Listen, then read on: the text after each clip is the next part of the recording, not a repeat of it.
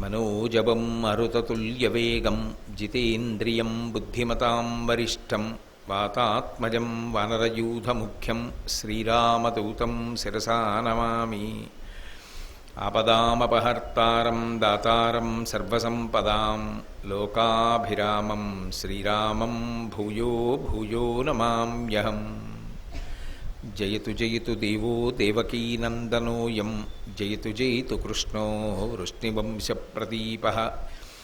జయతు జయతు మేఘశ్యామలకోమలాంగో జయతు జయతు పృథ్వీ భారనాశో ముకుందః. హరి ఓం. పరమేశ్వర స్వరూపైన సభకు నమస్కారం.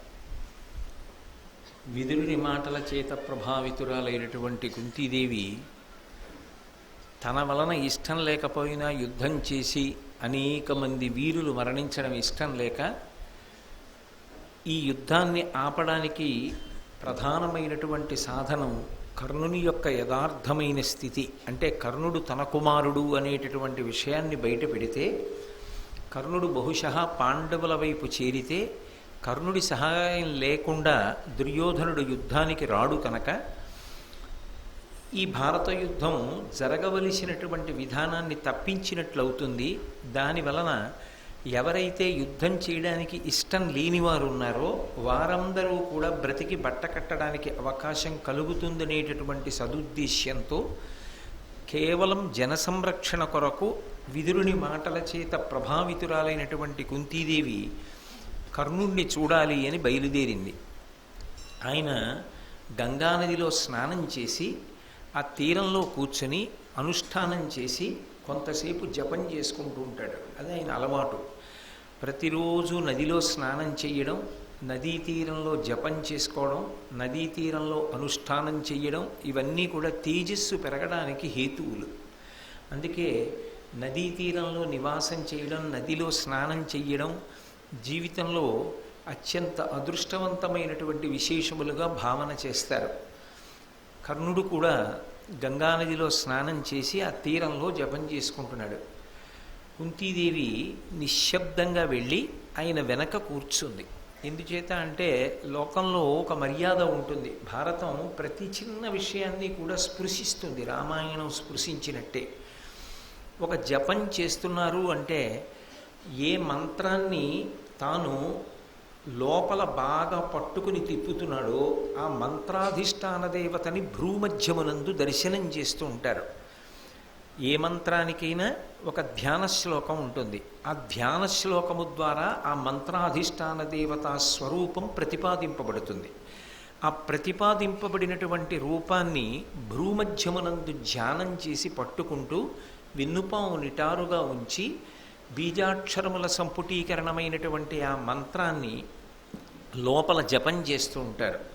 దానివలన మంత్రసిద్ధి కలిగి తేజస్సు ఇరుమడిస్తుంది అని, ఆ మంత్రాధిష్టాన దేవతానుగ్రహాన్ని పొందుతారు అని.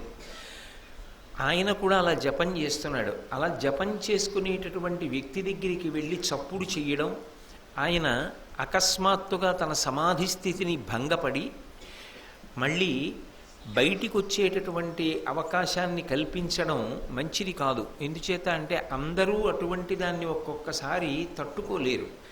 మానసికమైనటువంటి రుగ్మత కలిగేటటువంటి అవకాశం కూడా ఉంటుంది అని యోగశాస్త్రం అంటుంది. అందుకే ధ్యానం అనేటటువంటిది ఎటువంటిది అంటే ఒక విమానం ఆకాశంలోకి లేవడం లాంటిది.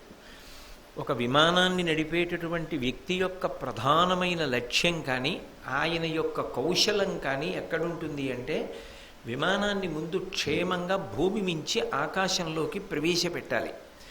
ఒకసారి ఆ పథంలో ప్రవేశించిన తరువాత ఇక ఏ విధమైనటువంటి ఒడుదుడుకులు లేకుండా ప్రయాణం అయిపోతుంది. మళ్ళీ విమానచోదకుని యొక్క సమర్థత ఎక్కడ బయటికి వస్తుంది అంటే పరమక్షేమంగా ఇబ్బంది లేకుండా విమానాన్ని భూమి మీదకి దింపాలి. ఈ రెండిటిలో ఎక్కడ తేడా వచ్చినా ఆ ప్రయాణానికి అసలు ఉపయోగం ఉండదు. విమానం సరిగ్గా పైకి లేవనప్పుడు ప్రయాణం లేదు, ప్రయాణం చేసిన విమానం క్షేమంగా కిందకి దిగకపోతే దానికి పరిసమాప్తము ఉండదు. కాబట్టి ఒక ధ్యానం, ఒక జపం కూడా అంతే. అది క్రమక్రమంగా ఇంద్రియాలను మనస్సును తీసుకెళ్ళి ఆ దేవతా స్వరూపమునందు లయం చేస్తారు. మళ్ళీ విడివడి కిందకు వచ్చేటప్పుడు కూడా అదే క్రమంలో చాలా జాగ్రత్తగా వెనక్కి రావాలి. అందుకే అలా జపం చేసుకునేటటువంటి వ్యక్తుల దగ్గరికి వెళ్ళి పెద్ద పెద్ద ధనులు చెయ్యడం, వాళ్ళ యొక్క ధ్యాన నిష్టకి భంగం కలిగేటట్టుగా ప్రవర్తించడం ఎవరూ కూడా చెయ్యరు. అందుకే అదే మర్యాద పాటించి కుంతీదేవి కూడా నిశ్శబ్దంగా వెళ్ళి కర్ణుడి వెనక కూర్చుంది. కర్ణుడు చాలాసేపు జపం చేశాడు. జపం చేసి బహిర్ముఖుడయ్యాడు. బహిర్ముఖుడైన తర్వాత ఒకసారి తన చుట్టూ చూశాడు, 4 దిక్కుల వైపు. ఎంతసేపు చేశాను అని లెక్క పెట్టుకుని చెయ్యరుగా.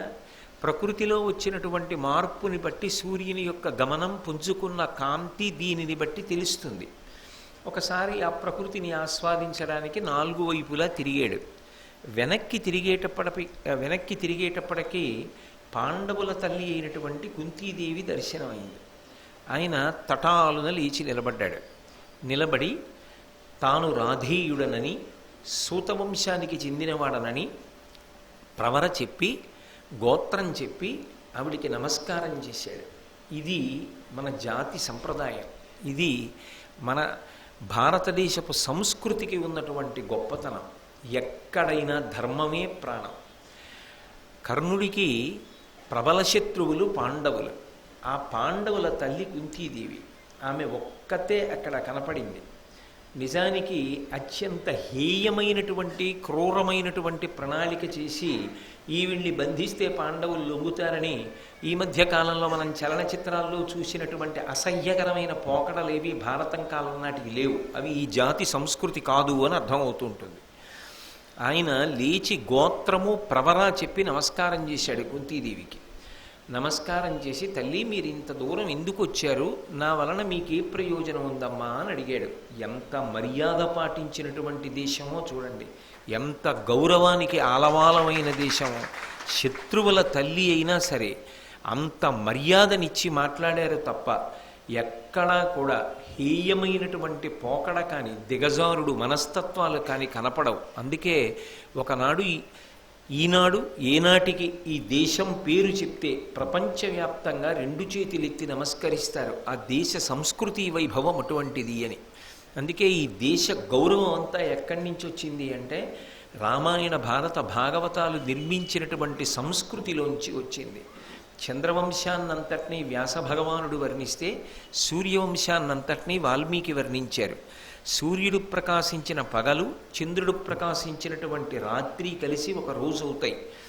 చంద్రుడు సూర్యుడు తమంత తాముగా జగత్తుకి చక్షువులు కన్నులైనట్లుగానే వాంగ్మయాన్నంతటినీ కూడా ఇచ్చినటువంటి మహాపురుషులు వ్యాస వాల్మీకులు. అందుకే వ్యాస భగవానుడికి వాల్మీకి నమస్కారం చెయ్యకుండా సాధారణంగా ప్రవచనం చెయ్యరు. వాళ్ళిద్దరికీ నమస్కారం చేసి ప్రవచనం చేస్తూ ఉంటారు.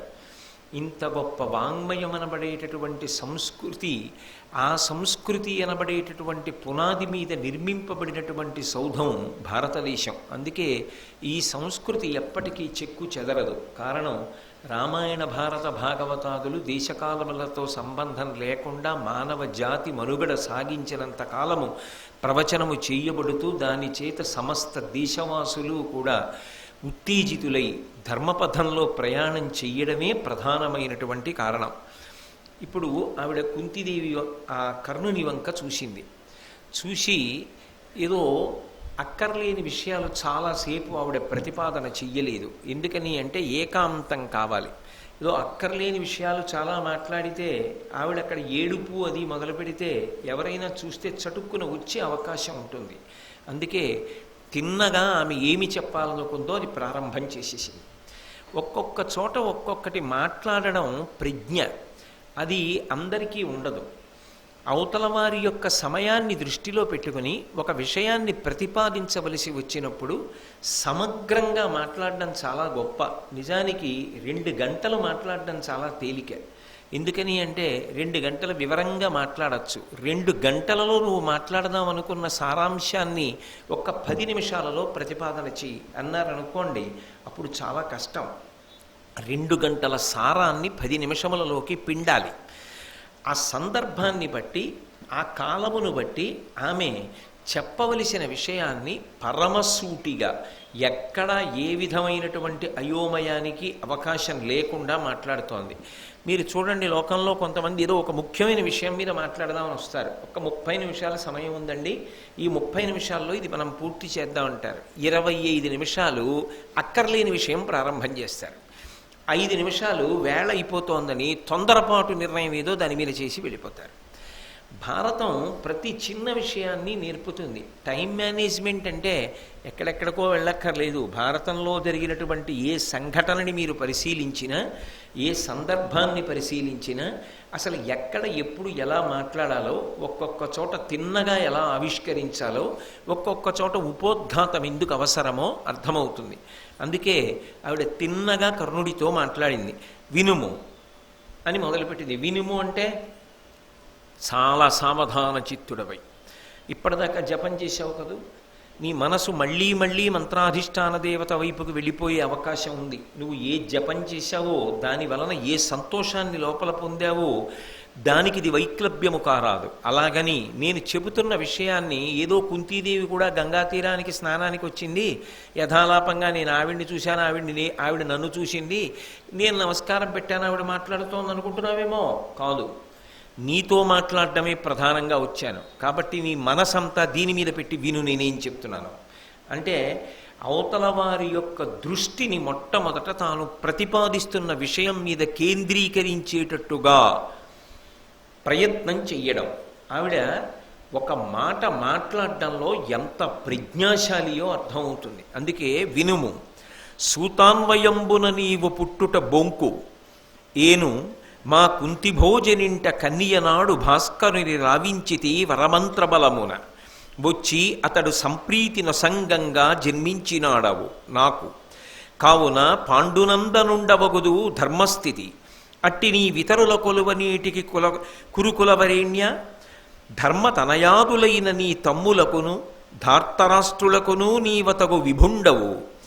ఏలు మీ లోకమెల్లా నీకేల రాధ కొడుకితండను తక్కువ కొడుకు కుర్రా అంది. వినుము అంది కదూ, కొడుకు కుర్రా అని పిలిచింది. ఓ కొడకా. సాధారణంగా లోకంలో మీ అమ్మ లాంటి దాన్నోయ్ అంటుంటారు, కానీ కొడకా అని పిలిచి కుర్రవాడా చిన్నవాడా ఒక విషయం ప్రధానమైంది తెలియని కారణం చేత ఎప్పటికీ చిన్నవాడివే. కాబట్టి నేను ఈ రహస్యాన్ని నీకు చెప్తున్నాను. నువ్వు సూతవంశంలో జన్మించిన వాడవు కావు. నువ్వు రాధేయుడవు అని ఎంతకాలం చెప్పుకోవలసిన అగత్యం నీకు లేదు. ఎందుకంటే నేను రాధ యొక్క కుమారుడనని, ఆయన సూతవంశ సంజాతుడనని ప్రవర చెప్పి నమస్కారం చేశాడు కదూ. నువ్వు సూతవంశమునకు చెందినవాడవు కావు అంటే ఆయన చెప్పిన విషయాన్ని ఆమె ఖండన చేస్తోంది ముందు. మరి కానప్పుడెవరు అంటావేమో, ఏను మా కుంతిభోజినింట కన్యనాడు భాస్కరుని రావించితి వరమంత్ర బలమున. నేను నా తండ్రి అయినటువంటి కుంతిభోజిని ఇంటిలో ఉండగా నాకు ఉపదేశం చేయబడినటువంటి మంత్రము యొక్క ప్రభావము చేత బాలభాస్కరుణ్ణి ఆహ్వానించాను. ఆయన యొక్క అనుగ్రహం చేత నువ్వు నాకు కుమారుడిగా లభించావు. కావున పాండునందనుండవగుదు ధర్మస్థితి. ధర్మాన్ని బట్టి ఆలోచన చేస్తే నువ్వు పాండురాజు కుమారుడవే అవుతావు. ఎందుచేత నేను పాండురాజు యొక్క సొత్తు, ఆ మంత్రము నేను కూడా పాండురాజు సొత్తే. ఆ మంత్రము నా వివాహపూర్వం నేను చేసిన అది ఒకరి చేత ఆదేశింపబడి చేసినది కాదు, కేవలము మంత్రమును పరిశీలిద్దామని చేశాను. నేను ఆయన యొక్క సొత్తుని కనుక నా నుండి ప్రభవించిన నువ్వు కూడా ఆయనకే సొత్తు, కాబట్టి ఆయనకే కుమారుడవవుతావు ధర్మస్థితి చేత. కాబట్టి నువ్వు ధర్మరాజు కన్నా పెద్దవాడివి, పాండవులలో అగ్రజుడవు. నీవు కౌరవులతో ఎందుకు కూడుతావు? దుర్యోధనాదులతో కూడవలసిన అవసరం నీకు లేదు.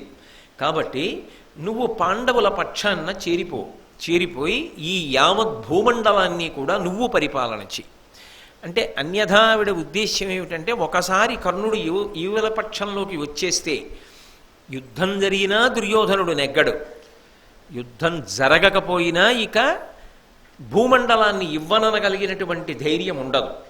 కాబట్టి నువ్వు రాజ్యాన్నంతటినీ పరిపాలన చేద్దువుగానివి, ఈవలి పక్షానికి నువ్వు వచ్చేసేయి అని ఆవిడ చెప్పగాని, ఆవిడ చెప్పినది సత్యమని ఎలా నమ్మడం? అవతల కురుక్షేత్ర సంగ్రామం దగ్గరకు వచ్చేసింది. అటువంటి సమయంలో కుంతిదేవి వచ్చి అకస్మాత్తుగా నువ్వు నా కుమారుడవు అంటోంది, నువ్వు ధర్మము చేత పాండుకుమారుడవు అంటోంది, నువ్వు పాండవుల వైపు చెందవలసిన వాడివి, నువ్వు రాజ్యం చెయ్యవలసిన వాడివి అంటోంది. ఇది నిజమేనా? నమ్మచ్చా? నమ్మచ్చా అన్న మాట ఎందుకు వచ్చింది? ఇక్కడ ధర్మ సంబంధమైనటువంటి సంక్లిష్టత ఏర్పడింది. ఇప్పుడు ఆయన అసలు ఎవరు అన్నదాన్ని బట్టి కదూ ఆయన ధర్మం ఒకటి ఉంటుంది. తాను క్షత్రియుడా, తనది క్షాత్రధర్మమా, తాను పాండవులకు చెందినవాడనని తెలిసిన తరువాత కూడా, తల్లి చెప్పిన తరువాత కూడా సోదరుల్ని ఊచకోత కొయ్యవచ్చా? స్నేహితుడి కోసం తమ్ముళ్ళని చంపేయచ్చా? ఇంత ధర్మ సంక్లిష్టత వస్తుంది. ఇప్పుడు ఆవిడ కర్ణుని జన్మరహస్యాన్ని చెప్పి వదిలిపెట్టింది, కానీ అయోమయం అంతా ఎవరిది? కర్ణుడిది. ఏం చెయ్యాలనేటటువంటిది ఇప్పుడు కర్ణుడికి పెద్ద ప్రశ్న. అసలు ఈవిడ చెప్పినది సత్యమైతే కదూ ఇదంతా అన్వయం. ఈవిడ చెప్పినది సత్యమే అని తెలియాలంటే ఎవరు చెప్పాలి? తన తండ్రి అయినటువంటి సూర్యుడు పలకాలి. ఇప్పుడు ఆయన దేవతాస్వరూపుడు, నిజమే కుంతి చెప్పింది అని అన్నాడనుకోండి, ఖచ్చితంగా ఆయన పాండవులకే చెందినవాడు, కుంతీదేవి యొక్క కుమారుడు, క్షత్రియుడు. కాబట్టి ఆయన ఇప్పుడు తన యొక్క ధర్మాన్ని నిర్ణయించుకోవలసి ఉంటుంది. అందుకే ఈ ధర్మ సంక్లిష్ట స్థితిని గమనించాడు. ఇప్పటి వరకు మాట్లాడనటువంటి సూర్యుడు అప్పుడు పైనుంచి మళ్ళీ కర్ణుడితో మాట్లాడాడు. కవచకుండల సంరక్షణ సమయంలో కూడా నీవు నా కుమారుడవని ప్రకటన చేయలేదు సూర్యభగవానుడు, ఇప్పుడు ప్రకటన చేస్తున్నాడు. అని పలికిన అవసరమున ఇనబింబములోన నుండి ఇది నిజము, ఈ భంగిన నెగడవన్న మేలగునను వాక్యము వెడలే కర్ణుడాకర్ణింపన్. ఈ కుంతీదేవి ఏ మాటలు పలికిందో ఆ మాటలు పరమ సత్యములు. వీటిని నీవు విశ్వసించి వీటి ఆధారంగా ఆమె చెప్పిన రీతిలో నువ్వు ప్రవర్తించడం నీకు క్షేమదాయకం, అభ్యుదయకారకం. కాబట్టి నువ్వు అలా ప్రవర్తించవలసింది అని ఆకాశంలో సూర్యమండలం నుంచి వాక్కు వినపడింది. కర్ణుడు విచలితుడు కాలేదు, ఆశ్చర్యపోలేదు, సంబరపడలేదు, దిగజారిపోలేదు. అలాగే ఒక్క క్షణం ఆలోచన చేశాడు. ఆలోచన చేసి ఆయన తన సమాధానాన్ని చెప్పడం ప్రారంభం చేశాడు. ఎందుచేత అంటే ఒక గంభీరమైనటువంటి సన్నివేశంలో తొట్టు పడకుండా జవాబు చెప్పగలిగినటువంటి ప్రజ్ఞ ఉందే, అది చాలా చాలా గొప్ప విశేషం. అదేమంత తేలిక విషయం కాదు. ఇప్పుడు తాను కుంతీపుత్రుడు కనుక తాను క్షత్రియుడు, అది కదూ ఆవిడ ఉద్దేశ్యం. ఆయన మొట్టమొదట ఒక మాట చెప్పాడు, అమ్మా నేను నీ కుమారుడను అని మీరు చెప్తున్నారు, సూర్యభగవానుడు కూడా చెప్పాడు, సంతోషం. కానీ నువ్వు నాకు క్షత్రియ సంబంధమైన సంస్కారములు చెయ్యలేదుగా. క్షత్రియుడికి ఏ సంస్కారములు జరుగుతాయో అవేవి నాకు చెయ్యలేదుగా అమ్మా. నేను పుట్టినప్పుడే నన్ను మందసంలో పెట్టి విడిచిపెట్టేశానన్నారుగా. నేను క్షత్రియ సంబంధమైన సంస్కారములను పొందనప్పుడు క్షత్రియుడిని ఎలా అవుతాను? జన్మనా జాయితే శూద్రాహ సంస్కారాత్ ద్విజ ఉచ్యతే అని మనకి శాస్త్రవాక్కు. ఏదైనా సంస్కారము చేత లభిస్తుంది. అయినప్పుడు ఆ సంస్కారములు నాకు జరగలేదు. జరగనప్పుడు నేను క్షత్రియుడను కానుగా. ఇప్పుడు ఎవరికి తగిలింది దెబ్బ గుండెల మీద? నన్ను వదిలిపెట్టేశావుగా అమ్మా కన్ననాడే. అంటే నేను పుట్టినప్పుడు ఒకసారి చంపేశావు, క్షత్రియుణ్ణి సూతుణ్ణి చేశావు. ఇప్పుడు నేను క్షత్రియుణ్ణని చెప్పి యుద్ధంలో ఏం చెయ్యాలో అయోమయాన్ని కల్పించి ఇంకొకసారి నన్ను చంపేస్తున్నావమ్మా యుద్ధం ముందు. ఆ సంస్కారములే చేయకుండా వదిలిపెట్టావుగా, ఇప్పుడు వచ్చి అమ్మనని చెప్తున్నావా అని కఠినంగా అనలేదు. నాకు ఆ సంస్కారములు చేయలేదుగా అమ్మా, నువ్వు చేయకుండా వదిలేశావుగా. ఎంత ఒరిపిడి పడిందో కుంతి జీవితంలో. తడిబట్టని పిండితే అందులోంచి నీళ్లు కారణం వేరు, ఒక పండు బాగా పండిపోయి అందులోంచి రసం కారణం వేరు. దీంట్లో ఒరిపిడి ఉంది, ఘర్షణ ఉంది, క్లేశం ఉంది, నలుగుడు ఉంది, అందులో సహజత్వం ఉంది. ఆవిడది మామూలు స్థితి కాదు. కొడుకు దగ్గరికి వెళ్ళి నేను నీ తల్లిని అని ఇన్నాళ్ళకి బయట పెట్టింది.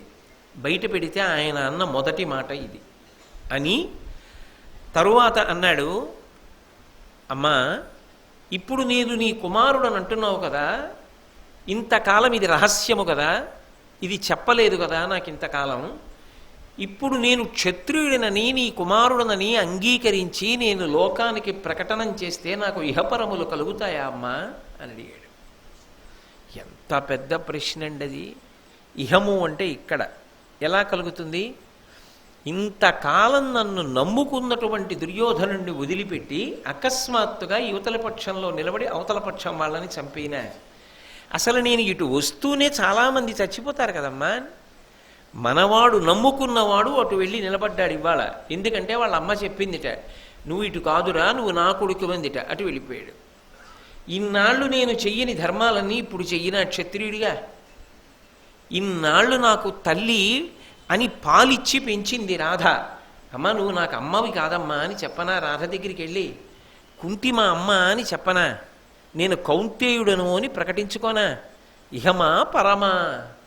ఎందుకమ్మా ఈ రహస్యం చెప్పావు? ఈ రహస్యం ఇప్పుడు నాకు తెలిసి ప్రయోజనం ఏముందమ్మా? దీని వలన ఒరిగే ప్రయోజనం ఏమిటి? 3, ఇప్పుడు నువ్వు నాకొక్కడికే కదమ్మా చెప్పావు నేను నీ కొడుకునని. నేను పాండవ పక్షానికి వచ్చేస్తే నువ్వు చెప్పినట్టు నిజంగా యుద్ధం వస్తే అర్జునుడు ప్రయోగించేటటువంటి అస్త్రముల ధాటికి కర్ణుడు తట్టుకోలేక యుద్ధం ప్రారంభమయ్యే ముందు అర్జునుడికి భయపడి అర్జునుడి పక్షాన్ని చేరిపోయారని ముందు మాట వస్తుంది. ఆ తర్వాత నేను కదమ్మా చెప్పుకోవాలి, నేను కాదు కుంతీదేవి కొడుకుని అందుకు వెళ్ళిపోయానని చెప్పాలి కదా. ఇన్నాళ్ళు ఊరుకున్న నువ్వు కానీ ఆయన కానీ మళ్ళీ మళ్ళీ చెప్తారా ఈ మాట? ఎందుకమ్మా ఇంకా ఎందుకు చెప్పినట్లు నాకు ఈ మాట నువ్వు? దీని వలన వచ్చేటటువంటి ప్రయోజనం ఏమిటి? పైగా నేను ఒకనాడు కుమారాస్త్ర విద్యా ప్రదర్శనం జరుగుతున్నటువంటి రోజులలో అర్జునుడికి సమబుజ్జిగా నిలబడి అస్త్ర ప్రదర్శనం చేస్తున్నప్పుడు, అస్త్రప్రయోగం చేస్తున్నప్పుడు నా యొక్క పుట్టుక ప్రశ్నింపబడినప్పుడు నువ్వు మాట్లాడలేదు, తండ్రి మాట్లాడలేదు. అంటే ఆయన మనోగతాన్ని నేను విషదం చేస్తున్నాను. ఇవన్నీ అన్నాడని కాదు దాని ఉద్దేశ్యం. ఆ సమయంలో నేను తల ఉంచుకుంటే దుర్యోధనుడు నన్ను స్నేహధర్మంతో చేయి పట్టి తీసుకెళ్ళి అంగరాజ్య పట్టాభిషేకం చేసి నన్ను రాచపదవి యందు కూర్చోపెట్టి నాకు మర్యాదనిచ్చి గౌరవాన్నిచ్చి జీవితాన్నిచ్చి తన పక్కన కూర్చోపెట్టుకుని ఇంతకాలం తన పక్కన ఉంచుకుని నన్ను నమ్ముకుని యుద్ధానికి ఎడుతున్నాడు. స్నేహధర్మాన్ని పక్కన పెట్టేసి ఇవాళ నాకు ఈ విషయం తెలిసిందని దుర్యోధనుడికి నేను ఎలా నమ్మక ద్రోహం చేయగలనమ్మా? యువతల పక్షాన్ని ఇంతకాలం ఉన్న వాళ్ళని నమ్ముకున్న వాళ్ళని వదిలిపెట్టేసి ఇవాళ పాండవుల పక్షాన చేరి యుద్ధాన్ని ఎలా చెయ్యగలను? అయితే నువ్వెందుకు వచ్చావో నాకు అర్థమైంది. నేను యువతల పక్షంలో ఉంటే ధర్మరాజు, భీముడు, అర్జునుడు, నకులుడు, సహదేవుడు 5 బ్రతకరని నీ ఉద్దేశ్యం. అందుకొచ్చావు. పాండవుల యొక్క క్షేమం కోసం ఇవాళ చెప్పావు ఈ రహస్యం. బట్ట మరీ మరీ మరీ మరీ పిండారనుకోండి పిట్లుతుంది కాదు. బలం ఉంది కదా అని బట్ట పిండేస్తే పిట్లిపోతుంది బట్ట. ఆవిడ చెప్పింది ఒక్కటే విషయం. కానీ కర్ణుడు మాట్లాడుతున్న మాటలకి ఆవిడ పడుతున్న పరిక్లేశం ఎలా ఉంటుంది? అందులో ఆవిడ దోషం ఏమైనా ఉందా పాపం? కానీ కన్యాగర్భము ఎంత ప్రమాదకరమో 1కి 4 మార్లు చెప్తుంది భారతం. అది ఈ జాతి సంస్కృతికి పునాది. అందుకే ఈ మాటలనే ఆయన అన్నాడు, పాండవ క్షేమం కోసం కదా అమ్మా నా దగ్గరికి వచ్చావు. నిజము, ఆయన శక్తివంతుడు కాదు పక్కన పెట్టండి. నాకు యుద్ధంలో దొరికిన ధర్మరాజుని కానీ, భీముణ్ణి కానీ, నకులుణ్ణి కానీ, సహదేవుణ్ణి కానీ చంపను. కానీ ఎప్పటి నుంచో నాకు అర్జునుడి మీద కక్ష, అర్జునుడికి నా మీద కక్ష. నేను యుద్ధరంగ ప్రవేశం చేసేది మాత్రం అర్జునుడిని సంహరించడానికి. అర్జునుడి యొక్క ప్రధాన లక్ష్యం నా సంహారమే. అమ్మా అర్జునుడి చేత నేనో, నా చేత అర్జునుడో సంహరింపబడడం ఖాయం. అర్జునుడు మరణించినా నీ 5 కొడుకులు ఉన్నట్టే నాతో కలిపి. ఒకవేళ నేను అర్జునుడి చేతిలో మరణించినా నీకు 5 కొడుకులు ఉన్నట్టే. నీ 5 కొడుకులు మాత్రం నీకుంటారు తప్ప అర్జునుణ్ణి కూడా వధించవద్దని మాత్రం నన్ను నిర్బంధించకమ్మా అన్నాడు. అంటే నిజానికి ఆయన్ని ఆవిడ ఏం చేసిందంటే, ఒక రకంగా చెప్పాలి అంటే యుద్ధానికి ముందు కాళ్ళు చేతులు కట్టేసింది. అంతే కదా, నలుగురిని సంపనని మాట ఇచ్చేశాడుగా. అర్జునుడి చేతిలో మరణించి తీరుతాడు, ఎందుకంటే వెనక చాలా శాపాలు ఉన్నాయి. కృష్ణుడు అటు ఉన్నాడు, ధర్మం అటు ఉంది, అధర్మం వైపుకు ఉన్నాడు, కాబట్టి నిలబడలేడు. ఏమో ఏం జరిగి ఉండేదో ఎలా ఉండేదో, ధర్మం అటు ఉంది కాబట్టి ఒక్కనాటికి వాళ్ళ జోలికి వెళ్ళలేడన్నది వేరే విషయం. కానీ సంక్లిష్టత యుద్ధంలో ఎలా ఉండేదో. కానీ కుంతీదేవి వెళ్ళి మాట్లాడినటువంటి కారణం చేత కర్ణుడు మాట ఇచ్చాడు, అమ్మా నీకెప్పుడు 5 కొడుకులు, నాతో కలిపి కానీ నేను లేక అర్జునుడితో కలిపి కానీ, కాబట్టి ఇంతకన్నా నన్ను ఒత్తిడి చెయ్యవద్దు.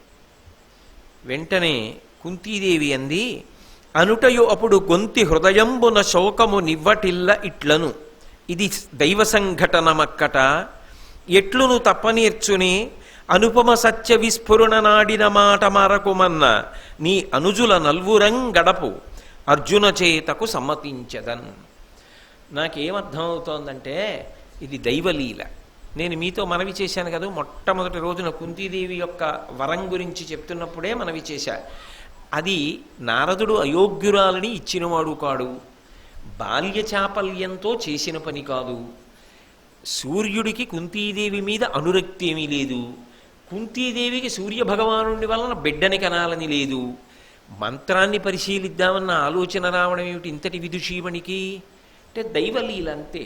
అందుకే కన్యాగర్భంలో పుట్టాలి, ఈ యుద్ధం జరగవలసి ఉంది, నువ్వు లేకుండా యుద్ధం జరగదు, అందుకు వచ్చావు, నాకు అర్థమవుతోంది, కాబట్టి యుద్ధం జరుగుతోంది. కానీ మాటిచ్చావు, బాగా జ్ఞాపకం పెట్టుకో, ధర్మరాజు జోలికి కానీ, భీముడి జోలికి కానీ, నకులుడి జోలికి కానీ, సహదేవుడి జోలికి కానీ సంహారం కోసం వెళ్ళకూడదు.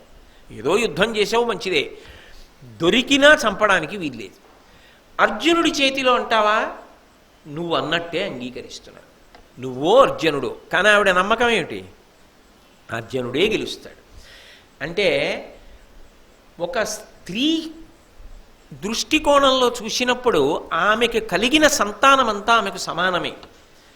కానీ సమాజం దృష్టిలో ఆవిడ ఆలోచించవలసిన పరిస్థితి ఏర్పడితే వివాహానంతర సంతానము యొక్క క్షేమమా, వివాహపూర్వము రహస్యముగా కలిగిన సంతానము యొక్క క్షేమమా అంటే ఖచ్చితంగా వివాహానంతరం కలిగినటువంటి సంతానము వైపు మొగ్గింది. ఆమెకి కర్ణుడి మీద ప్రేమ లేక కాదు. ఇది ఒక్క కుంతీదేవి యొక్క వ్యక్తిగత విషయంగా మిగిలిపోలేదు భారతంలో. ఇది ఆనాటి సమాజ పరిస్థితిని అంతటినీ శాసించింది, కురుక్షేత్ర యుద్ధాన్ని శాసించింది, భరతవంశ చరిత్రని శాసించింది, ఆ వంశం యొక్క కథనంతటినీ శాసించింది. ఇన్ని మలుపులు తిరిగిపోవడానికి కారణం ఏమిటి అంటే పరమ సంతోషంగా వీడు నా కుమారుడు అని చెప్పలేకపోయింది. ఎందుకు చెప్పలేకపోయింది అంటే ఒక్కటే కారణం, ఎందువలన అంటే అందువలన అని మీకు చాలా మాటలే నేను మనవి చేశాను. కాబట్టి 1కి 10 మార్లు పరమ ప్రమాదకరమైన విషయముల జోలికి వెళ్ళడం మంచిది కాదు సుమా అని చెప్పడం భారతం యొక్క తాత్పర్యం. కాబట్టి అది దైవలీల, అందుకుని అలా జరగవలసిందే. నువ్వో అర్జునుడో, అర్జునుడితో యుద్ధం చేయడానికి మాత్రం నిన్ను అంగీకరిస్తున్నాను అని పుత్రగాత్ర పరిష్వంగం అంటారు కదూ, మళ్ళీ ఇంతకాలానికి కదూ ఎప్పుడో పసితనంలో ఎత్తుకుంది. ఆ తర్వాత ఎప్పుడు ఎదురు పడినా వీడు నా కొడుకు అని అనురాగం పొందినా ఆయనని ముట్టుకున్నది లేదు, ఆయనని ఒక్కసారి కౌగలించుకోవాలని ఉంటుంది. మరి తల్లి కదూ, తండ్రి పొందేటటువంటి మహదైశ్వర్యాలలో ఒక ఐశ్వర్యంగా పుత్రగాత్ర పరిష్వంగాన్ని చెప్తారు. కొడుకుని కౌగలించుకోవడం, ఆఖరణ కొడుకు ఒడిలో తలపెట్టి తండ్రి శరీరాన్ని విడిచిపెట్టడం అంత గొప్ప విషయాలట, అంత సేద తీరుతట తండ్రి. కాబట్టి కుంతీదేవి మాత్రం అతీతురాలు ఎందుకు అవుతుంది, ఆ కర్ణుడిని వదిలిపెట్టి వెళ్ళిపోతోంది. ఇక ఆ తర్వాత కర్ణుడిని చూస్తుందా ఏమో, చూడొచ్చు చూడకపోవచ్చు. అసలు ఇక ఆమె జీవితంలో ఆమె వీడు నా కొడుకు అని మళ్ళీ చెప్పవలసిన సందర్భం రావచ్చు రాకపోవచ్చు. ఇక అతను కదులుతుండగా, శరీరంతో ఉండగా ఆమె చూస్తుందన్న నమ్మకం లేదు. ఈసారి విడిచిపెట్టి వెడుతున్నప్పుడు, ఒకసారి విడిచిపెట్టినప్పుడు మళ్ళీ చూస్తానన్న నమ్మకం ఏం లేదు. ఈసారి తెలిసి చెప్పి వచ్చినా ఇక మళ్ళీ చూస్తానన్న నమ్మకం లేదు. ఇది ఒక స్త్రీ జీవితపు ఎంత లోతైన కష్టం, ఎంత అగాధం. కడుపున పుట్టిన బిడ్డని చూడాలని ఏ తల్లి అనుకోదండి. కానీ ఇక నేను ఈ బిడ్డని మళ్ళీ చూస్తానన్న నమ్మకం లేదు. అంతకన్నా ఘోరమైన శాపం ఇంకేమైనా ఉంటుందా?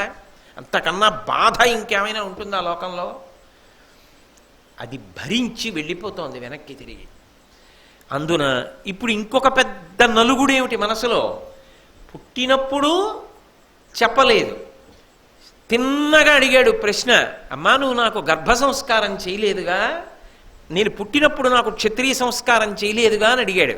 జవాబు చెప్పలేకపోయిందిగా. ఇంకొకసారి చంపేస్తోంది కర్ణుణ్ణి. కాబట్టి కర్ణుడు చనిపోయే అవకాశాలే ఎక్కువ ఉన్నాయి. కడుపున పుట్టిన బిడ్డన్ని బ్రతికించుకోలేకపోయింది, కానీ చంపేయడం మాత్రం చేస్తోంది ఖచ్చితంగా. ఎవరిని? సహజ కవచకుండలములతో ఉన్నవాణ్ణి చంపేస్తోంది. ఎవరు? తల్లి. అది తెలియదా కుంతికి? తెలుసు. కానీ ధర్మపు ఉరిపిడిలో ఆవిడికి తప్పలేదు. కానీ లోపల ఎన్ని అగ్నిపర్వతాలు బద్దలవుతూ ఉంటాయి ఆవిడికి. ఎవరితో పంచుకుంటుంది? లోకంలో మనుష్య బాధకి పరిష్కారం ఏమిటంటే ఒకరితో పంచుకోవడం. ఎంత కష్టం రానివ్వండి, ఒకరితో పంచుకున్నారనుకోండి సేద తీరుతారు. అసలు పంచుకోవడానికి అవకాశం లేని గుప్తమైనటువంటి రహస్యమైనటువంటి బాధ అనుకోండి, దాని వలన పొందేటటువంటి క్లేశం అంతా ఇంత కాదు. అందుకే ఆమె ఇంత బాధతో వెళ్ళిపోయే ముందు ఆ పిచ్చి తల్లి మనసులో ఏమనుకుందో, ఇక చూస్తానా, సంభవిస్తుందా, చూసినా ఎలా చూస్తానో అనిపించిందో ఒక్కసారి చటుక్కున కౌగిలించుకుంది కొడుకుని. అనుచు కౌగలింప అట్లా కాకని ప్రియంబు మెరయ వినతుడైన అరిగె సదనమునకు అద్దేవి అతడును చనియే నిజ నివాసమునకు ప్రీతి. అనుచు కౌగలింప అర్కజుండు అట్లా కాకని ప్రియంబు మెరయ వినతుడైన అంటే తల్లి గట్టిగా కౌగిలించుకొని బాష్పధార కారుస్తూ నిలబడితే ఆయన ఇంకొక మాట మాట్లాడలేదు. మళ్ళీ 10 మాటలు ఇవే ప్రస్తావనలు ఆయన తేలేదు. అమ్మ ఇంతకన్నా మాట్లాడితే బాధపడుతుంది. అమ్మ ముందు నేను అర్జునుడు ఎందుకన్ని మాటలు అనవసరం అనుకున్నాడు. వినతుడై 2 చేతులు జోడించి వంగి నమస్కరించాడు. అమ్మా అట్లే అగుగాక అన్నాడంతే. అట్లే అగుగాక అన్న మాటకు అర్థం నేను అర్జునుడు ఒక్కళ్ళమే ఉంటామమ్మా అంటే ఈ జన్మకి బహుశः అమ్మా ఇది నువ్వు నన్ను చూడడం ఆఖరిసారి, నాకు నువ్వు ప్రియమార కౌగలించుకోవడం మొదటిసారి చివరిసారి. ఈ జన్మకి మన ఇద్దరు అదృష్టాలు ఇంతే. మౌనంగా మాట్లాడాడు. అది అట్లే అగుగాక అన్నాడంతే. ఇద్దరి ఒక్కొక్కసారండి చాలా భాషకందనటువంటి నలుగుడు మౌనంలో ఉంటుంది. అసలు మౌనంలోకి భాష అంతా వెళ్ళిపోతుంది. ఏమి రచన చేశారండి భారతాన్ని? ఆ నన్నయ్య గారికి, ఆ తిక్కన గారికి, ఆ ఎర్రాప్రగడ గారికి ఇన్ని మాటలు తల వంచి నమస్కరించాలి మనం నిజంగా? ఎంతటి మహాపురుషులు వాళ్ళు, తెలుగు వాళ్ళు అవడం మనం చేసుకున్న అదృష్టం కాదు? అంత గొప్ప అనువాదం. అందుకని ఆయన అమ్మకి కౌగిలించి నమస్కరించి వినయంతో అమ్మ అలాగే అవుతుంది, అరిగె సదనమునకు అద్దేవి అలాగే అని ఆవిడ వెనక్కి తిరిగి ఇంటికి వెళ్ళిపోయింది. ఆయన అతడు చనియే నిజ నివాసమునకు ప్రీతితో వెళ్ళిపోయాడు. ఎందుకని ప్రీతి? నన్ను నమ్ముకున్న స్నేహితుడిని నట్టేట ఉంచలేదు. నేను పాడైపోతే పోయాను. యుద్ధంలో వీరమరణం ఎప్పటికైనా తప్పదు. కాబట్టి యుద్ధంలో మరణిస్తే మరణిస్తాను. ఇన్నాళ్లకొచ్చి అమ్మ నా దగ్గరికి ఒక్క కోరిక కోరింది. ఆ కోరిక కాదని అనలేదు. నేను కాలిపోయినా నలుగురిని వదిలిపెట్టేస్తానని చెప్పా. నేను అర్జునుడు అని చెప్పాను. అమ్మ సంతోషించి వెళ్ళిపోయింది. చాలు, ఇక నేనేమైపోయినా పర్వాలేదు. అమ్మ సంతోషానికి ప్రీతి చెందాడు. తాను మిత్రద్రోహం చెయ్యలేదని ప్రీతి చెందాడు. ఎక్కడికక్కడే గొప్ప. సంఘటనని బట్టి చెప్పాలి తప్ప ఏది చేసినా చెడు అనకూడదు, ఏది చేసినా మంచి అనకూడదు. అది పక్షపాతం. అలా ప్రవర్తించకూడదు. ఎక్కడ ఏది మంచో అది మంచి, ఎక్కడ ఏది చెడో అది చెడు, అంతే, అంతవరకే. అంతేకాని ఒక మనిషి జీవితం అంతా చెడు ఉండదు, ఒక మనిషి జీవితం అంతా మంచి ఉండదు. ఎంత మంచివాడు ఓ తప్పు చేయొచ్చు, ఎంత చెడ్డవాడిలో ఏదో ఒక మంచితనం ఉంటుంది. నువ్వు చెడ్డవాడని పేరు పెట్టి అసలు మంచిని గుర్తించకుండా వదలకూడదు. నీ దృష్టిలోకి వస్తే ఎంత మంచివాడైనా ఓ చెడ్డ పని చేస్తే అది అడ్డుపెట్టి ఇంకా వాడి జీవితం ఎందుకో పనికిరాందని నిర్ధారణ చేయకూడదు. ఏదో మహానుభావుడు పొరపాటు చేసేశాడండి, ఎందుకు చేశాడో సరే అది అలా వదిలిపెట్టండి, ఆయన దిద్దుకోవాలని కోరుకుందాం అనాలంతే. అది నిష్పక్షపాతమైన పరిశీలన. అది రావాలి చదువుకునేవాడికి, అది రావాలి వినేవాడికి. కాబట్టి కర్ణుడు అమ్మ దగ్గర సెలవు తీసుకున్నాడు, వెళ్ళిపోయాడు. వెళ్ళిపోయిన తరువాత కుంతీదేవి కూడా వెనక్కి తిరిగి వెళ్ళిపోయింది. ఆ తర్వాత మహాభారత యుద్ధం జరిగింది. ఆ యుద్ధంలో కర్ణుడు అన్న విషయం మీద నేను మాట్లాడినప్పుడు కర్ణుడు యుద్ధం ఎలా చేశాడు, ఏ శాపాలు వచ్చాయి, ఆఖరికి ఎలా పడిపోయాడు, ఈ విషయాల గురించి నేను తర్వాత మాట్లాడతాను. కర్ణుడు మరణించాడు. ఈ వార్త కుంతీదేవికి వెళ్ళింది. కురుక్షేత్ర యుద్ధం పూర్తయిపోయింది. పూర్తయిపోయిన తర్వాత 67 కోట్ల మంది, దగ్గరగా ఏదో కొద్ది వేలు మినహాయించి 67 కోట్ల మంది మరణించారు. ఇప్పుడు ఈ మరణించిన వారిలో కొంతమందికి అంత్యేష్టి సంస్కారం చెయ్యడానికి ఉత్తరాధికారులు ఉన్నారు. కొంతమందికి అంత్యేష్టి సంస్కారం చెయ్యడానికి కానీ తిలాంజలి అంటే నువ్వులు నీళ్లు విడిచిపెట్టడానికి కానీ అసలు ఉత్తరాధికారులు లేరు. మిగిలిపోయిన వాళ్ళు ఎవరు మిగిలిపోయారంటే తెల్లబట్ట కట్టుకుని పాపట తీయకుండా దువ్వుకున్న వాళ్ళు ఉన్నారంటే విధవలు ఉన్నారు. ఎలా? వ్యాసుణ్ణి సంప్రదించారు. వ్యాసుడు అన్నాడు, దిక్కులేని వారు దిక్కున్నవారు అని విభాగం చేయండి శవాల్ని. అంత్యేష్టి సంస్కారం జరగకుండా ఉండకూడదు. అనాథలుగా ఎవరూ వెళ్ళడానికి వీల్లేదు. అందుకని ధౌమ్యుణ్ణి నియోగించండి. నియోగించి ఏదో అత్తరు, పన్నీరు, చందనము ఇటువంటి వాటినన్నింటినీ కూడా పరిమళ ద్రవ్యాల్ని అలది తిలాంజలులు విడిచిపెట్టడానికి ఉత్తరాధికారులు ఉన్న వాళ్ళకి తిలాంజలులు విడిచిపెట్టండి. లేని వాళ్ళని ఒక్కసారే కట్టెల మీదకి చేర్చి ధౌమ్యాదుల యొక్క ఆధ్వర్యంలో దహన సంస్కారం చేయండి అన్నాడు. కర్ణుణ్ణి కూడా అందులోకి చేర్చేశారు. ఉత్తరాధికారులు అని చెప్పడానికి ఒక వంశం, తిలాంజలులు ఇవన్నీ ఏవి చేర్చేసి దహన ప్రక్రియ ప్రారంభమైపోయింది. కాలిపోతున్నాడు. అందరూ ఇన్ని శవాలు ఒక్కసారి అంటుకుంటే ఎంత పొగ, ఎంత మంట. ఆ స్త్రీ పర్వం అసలు చదవడానికి గుండె దిటవు కావాలి. స్త్రీ పర్వం చదవాలంటే భారతంలో ఎప్పుడు పడితే అప్పుడు చదవడానికి మనసు ఒప్పదు కూడా. అంత మనసుని కుదిపేస్తుంది. అది చదివితే నేను మీతో యథార్థం చెప్తున్నాను, చాలా విషయాలు ఇంట్లో వాళ్ళు ఎవరైనా మాట్లాడుతున్నా మనసులోకి వెళ్ళవు కూడా. అది చదివిన తర్వాత మనసంత ఉత్సాహంగా ఉండదు కూడా కొన్ని సందర్భాల్లో. అబ్బా నీరు గారిపోతుంది. ఎందుకు ఈ పట్టుదలలు, ఎందుకు ఈ మూర్ఖత్వాలు? మూర్ఖత్వం అన్నది ఎంత తీవ్ర స్థాయిలో ప్రమాదాలు తీసుకొస్తుందో నిరూపణం అయిపోతుంది. ఇప్పుడు ధృతరాష్ట్ర మహారాజు తిలాంజలులు విడిచిపెట్టాడు. తన వైపు వాళ్ళ పేర్లు చెప్పి నువ్వులు నీళ్లు వదిలిపెట్టాడు.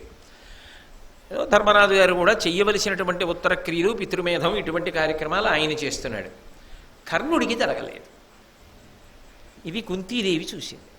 ఇక ఆవిడ ఆగలేకపోయింది. ఆఖరిసారి కౌగిలించుకున్నాను. అమ్మా నేనో అర్జునుడో అన్నాడు. ఆ తర్వాత ఇక నేను చూడాల. కాలిపోతోంది శరీరం. నేనే చంపేశాను, కని చంపేశాను, మాటుచ్చుకు చంపేశాను. కనీసం చచ్చిపోయిన తర్వాత తిలాంజలులు లేకుండా వెళ్ళిపోతున్నాడు. ఇప్పుడు కూడా చెప్పకపోతే మాతృత్వానికి మత్స అనుకుందో, అసలు ఇంకా ఆవిడ ఆ దుఃఖాన్ని ఆపుకోలేకపోయిందో గబగబా ధర్మరాజు దగ్గరికి పరిగెత్తి ఏం మామూలుగా చెప్పలేదు, కర్ణుడు నా కొడుకు అని అనలేదు. కర్ణుడితో మాట్లాడితే అలా మాట్లాడింది. కర్ణుడి గురించి చెప్తూ అంది, వినుము అని జనులెల్లను వినుము కౌరవ కోటికిం తన విల్లు పెట్టని కోటిగాననియునర్చి భవద్బలంబులనన్నిటిన్ మిము ఎవురందనిపి అంబరచారులెల్లను తన్ను మిచ్చిను తింప పార్థుని మహాస్త్రము బల్విడిం తలత్రుంప కూలిన కర్ణునిన్ జనులెల్లను రాధేయుండనుటయు మీరలను వాని నట్టులా కానెమ్మనమున తలంతురు అటు కాదనగా మదీ ఆత్మజన్ముడాతండు అరయన్. గబగబా ధర్మరాజు దగ్గరికి వెళ్ళి ఒక మాట అంది. ఏ మహానుభావుడు చేతిలో ధనస్సు పట్టుకున్నంత మాత్రం చేత ధర్మరాజా నీ యొక్క అక్షౌహిణీల సైన్యం గడగడలాడిపోయిందో, మీ పాండవులు 5గురిని కూడా శభాష్, ఏమి అస్త్ర విద్యా ప్రదర్శనం రా, ఏమి విలువిద్యా కౌశలం రా అని అనిపించుకున్నాడో మీ చేత, ఎవరు యుద్ధం చేస్తుంటే మీ సైన్యం కాకావికలైపోయిందో, ఎవడి చేతితో ధనస్సు పట్టుకున్నాడని నమ్మి దుర్యోధనుడు యుద్ధానికి వచ్చాడో, చిట్ట చివర అర్జునుడు ప్రయోగించిన అస్త్రానికి ఎవడి తల తెగి పడిపోయిందో, ఎవడి తల తెగి యుద్ధభూమిలో పడిపోయిన నాడు మీరందరూ పరమ సంతోషాన్ని పొంది కురుక్షేత్రం పూర్తయిందని అనుకున్నారో, ఆయన రాధేయుడు అని ఇన్నాళ్ళు పిలిపించుకున్నాడు. ధర్మరాజా, అతను రాధేయుడు కాడు. మీరలను వానినట్టుల కానెమ్మనమున తలంతురు. మీరు కూడా అతను రాధేయుడు రాధేయుడు అని అనుకున్నారు, కానీ అతను రాధేయుడు కాడు. అతను నాకు జన్మించినటువంటి కుమారుడు, నా కొడుకు, మీకు అగ్రజుండు. నాకు భాస్కరుదయ లలిత కవచ కుండలములతోడ పుట్టినాడు. కాన పోయంగవలయు తిలోదకంబు అమ్మహోన్నతనకును. అతను సూర్యభగవానుని యొక్క అనుగ్రహ విశేషం చేత నాకు జన్మించినటువంటి కుమారుడు.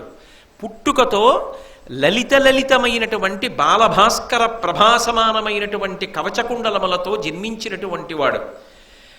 అటువంటి కుమారుడు మీ అందరికన్నా పెద్దవాడు. అటువంటి వాడికి నువ్వులు నీళ్లు వదలకపోవడం దారుణం.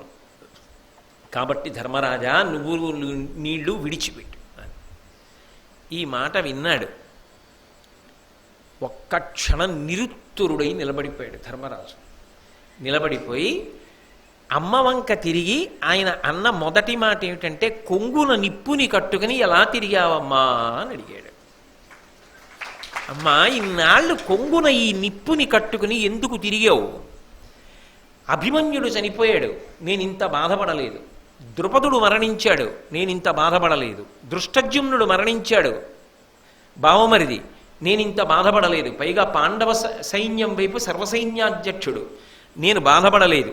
ఉపపాండవులు మరణించారు, నేను ఇంత బాధపడలేదు. కురువీరులు ఎందరో మరణించారు, భీష్మ ద్రోణాదులు పడిపోయారు, తాతగారు గురువుగారు వీళ్ళందరూ పడిపోయారు, నేనింత బాధపడలేదు. అమ్మ, మాకు అన్నగారు, అటువంటి అన్నగారిని యుద్ధంలో మా ముందు నువ్వు చెప్పని కారణం చేత నిలబెట్టి చంపించేశావా మా చేత? అన్నయ్యని చంపేశామా? చంపేసి దిక్కు ఉన్న శవాలు, దిక్కు లేని శవాలు అంటే అటువైపు ఉంచేశామా? దహన సంస్కారం అయిపోయి నువ్వులు నీళ్లు వదిలేస్తుంటే ఇప్పుడు చెప్పావా మీ అన్నగారు ఆయనని? ఇక తీసుకురాలేంగా. ఇప్పుడు ఈ బాధ నాకు జీవితంలో తట్టుకోగలిగిన బాధ. ఎంత క్లేశపడుతున్నానమ్మా, ఎందుకు దాచావమ్మా ఈ రహస్యాన్ని ఇంతకాలం? ఎందుకు చెప్పలేదమ్మా? ధర్మరాజుకు అడగడం చాలా తేలిక, ఆవిడ వైపు నుంచి అంత తేలిక చెప్పడం. ఈ మాట చిన్నతనంలో చెప్తే ధర్మరాజు బ్రతుకుందా? కుంతీదేవి ఈ మాట చెప్తే కౌరవులు రానిద్దురా? పెరగగలడా? అడగడం తేలిక, తల్లి చెప్పగలదా బిడ్డలకి? ఏ కారణము చేత తాను చెప్పలేకపోయిందో కొడుకుల ముందు చెప్పుకోగలదా? అందున ఆ పరిస్థితిలో చెప్పగలదా? చెప్పలేదు. కానీ అంతటి ధర్మరాజు కూడా కుంతీదేవి ఇది చెప్పకుండా దాచిందన్న కారణం చేత ఆక్రోశం చెంది, ఇది చెప్పకుండా దాచి మా చేత తప్పు పని చేయించింది, అన్నని పడగొట్టించిందని ఆయన జననము తెల్పియే విలువ సత్యము సుమ్మర కుంతి భాషణంబని తనుజత్వజాత కృప అంబుజమిత్రుడు వల్కే ఏమిటన్ కొనకొన నేరడయ్యే నిను కూడా సుయోధను బట్టి అట్టి కర్ణునకయి నీవు నేటికి మనోవ్యత పొందగనిట్లు పుత్రక. నిజమేనయ్యా, ఇంత బాధపడుతున్నావు, మీ అన్నయ్యని చంపేశావు యుద్ధంలో, నేను కాదంటలేదు. కానీ ఆయన మీ చేతిలో చచ్చిపోవాలని మాత్రం నేను కోరుకోలేదు. ఆ మాట అనద్దు. ఎందుకో తెలుసా? అప్పటి వరకు నేను చెప్పలేదేమో, కురుక్షేత్ర సంగ్రామానికి ముందు మాత్రం కర్ణుడికి వెళ్ళి చెప్పా. నేను చెప్పడం కాదు, నువ్వు నా కుమారుడివి, పాండవుల వైపు పోరాడు, పాండవుల వైపుకి వచ్చేసేయి, నువ్వు అటు యుద్ధం చెయ్యొద్దు, నువ్వు రాజ్య పరిపాలన చెయ్యని చెప్పాను. సూర్యుడు కూడా పైనుంచి నేను చెప్పినదే హితవాక్యమని చెప్పాడు. కానీ అతను వినలేదు. వినకుండా దుర్యోధనుడి పక్షాన ఉండడం స్నేహధర్మం అన్నాడు. అటువైపే పోరాడతానన్నాడు. నేనో అర్జునుడు అన్నాడు. తెగటారిపోయాడు. ఎందుకయ్యా అంత విలపిస్తావో? పాపం ఆవిడ పరిక్లేశం ఏమిటంటే, వివాహానంతరం కలిగినటువంటి ఈ 5 సంతానం క్షేమంగా ఉండడం చేత పాండురాజు సంతోషిస్తాడని, మీ అభ్యున్నతి కొరకు కదూ ఇంతకాలం అగ్నిహోత్రాన్ని కడుపులో పెట్టుకు బాధపడ్డా. తప్పంతా నేనే చేసినట్టు, నేనేదో ఇది దాచినట్టు, నేనేదో ఒక భోగాన్ని అనుభవించడం కోసం ఈ దోషం చేసినట్టు, కొడుకు అని చెప్పకుండా దాచి మీ చేత చంపించినట్టు, నేను కుట్ర చేసినట్టు మాట్లాడతావి. ఇంతకన్నా ఒక తల్లి ఏం చెప్తుందండి బిడ్డల దగ్గర? ఆవిడ పొందిన బాధ అసలు ఏమైనా సమంజసంగా ఉందా? అందరూ సంతోషంగా ఉన్నారేమో ఏదో ఓ కారణానికి. కానీ అసలు కుంతీదేవికి ఏమిటి సంతోషం ఆ యుద్ధం జరిగి? కొడుకులకి చెప్పుకోవలసి వస్తోంది. నేను చెప్పినా వాడు వినలేదు, నీ వైపు రాలేదు. వాడు స్నేహధర్మం స్నేహధర్మం అని దుర్యోధనుడి వైపు యుద్ధం చేశాడు. అటు యుద్ధం చేశాడు, మీరు ధర్మం వైపు ఉన్నారు, జరిగిన మహాయుద్ధంలో పడిపోయాడు. దానికి ఎందుకు నాయనా అంత క్లేశం పొందుతావు? అది వాడి తప్పు. వాడు అటువైపు వెళ్లకుండా ఇటువైపు వచ్చి ఉంటే నువ్వు రాజ్యం ఇవ్వవా?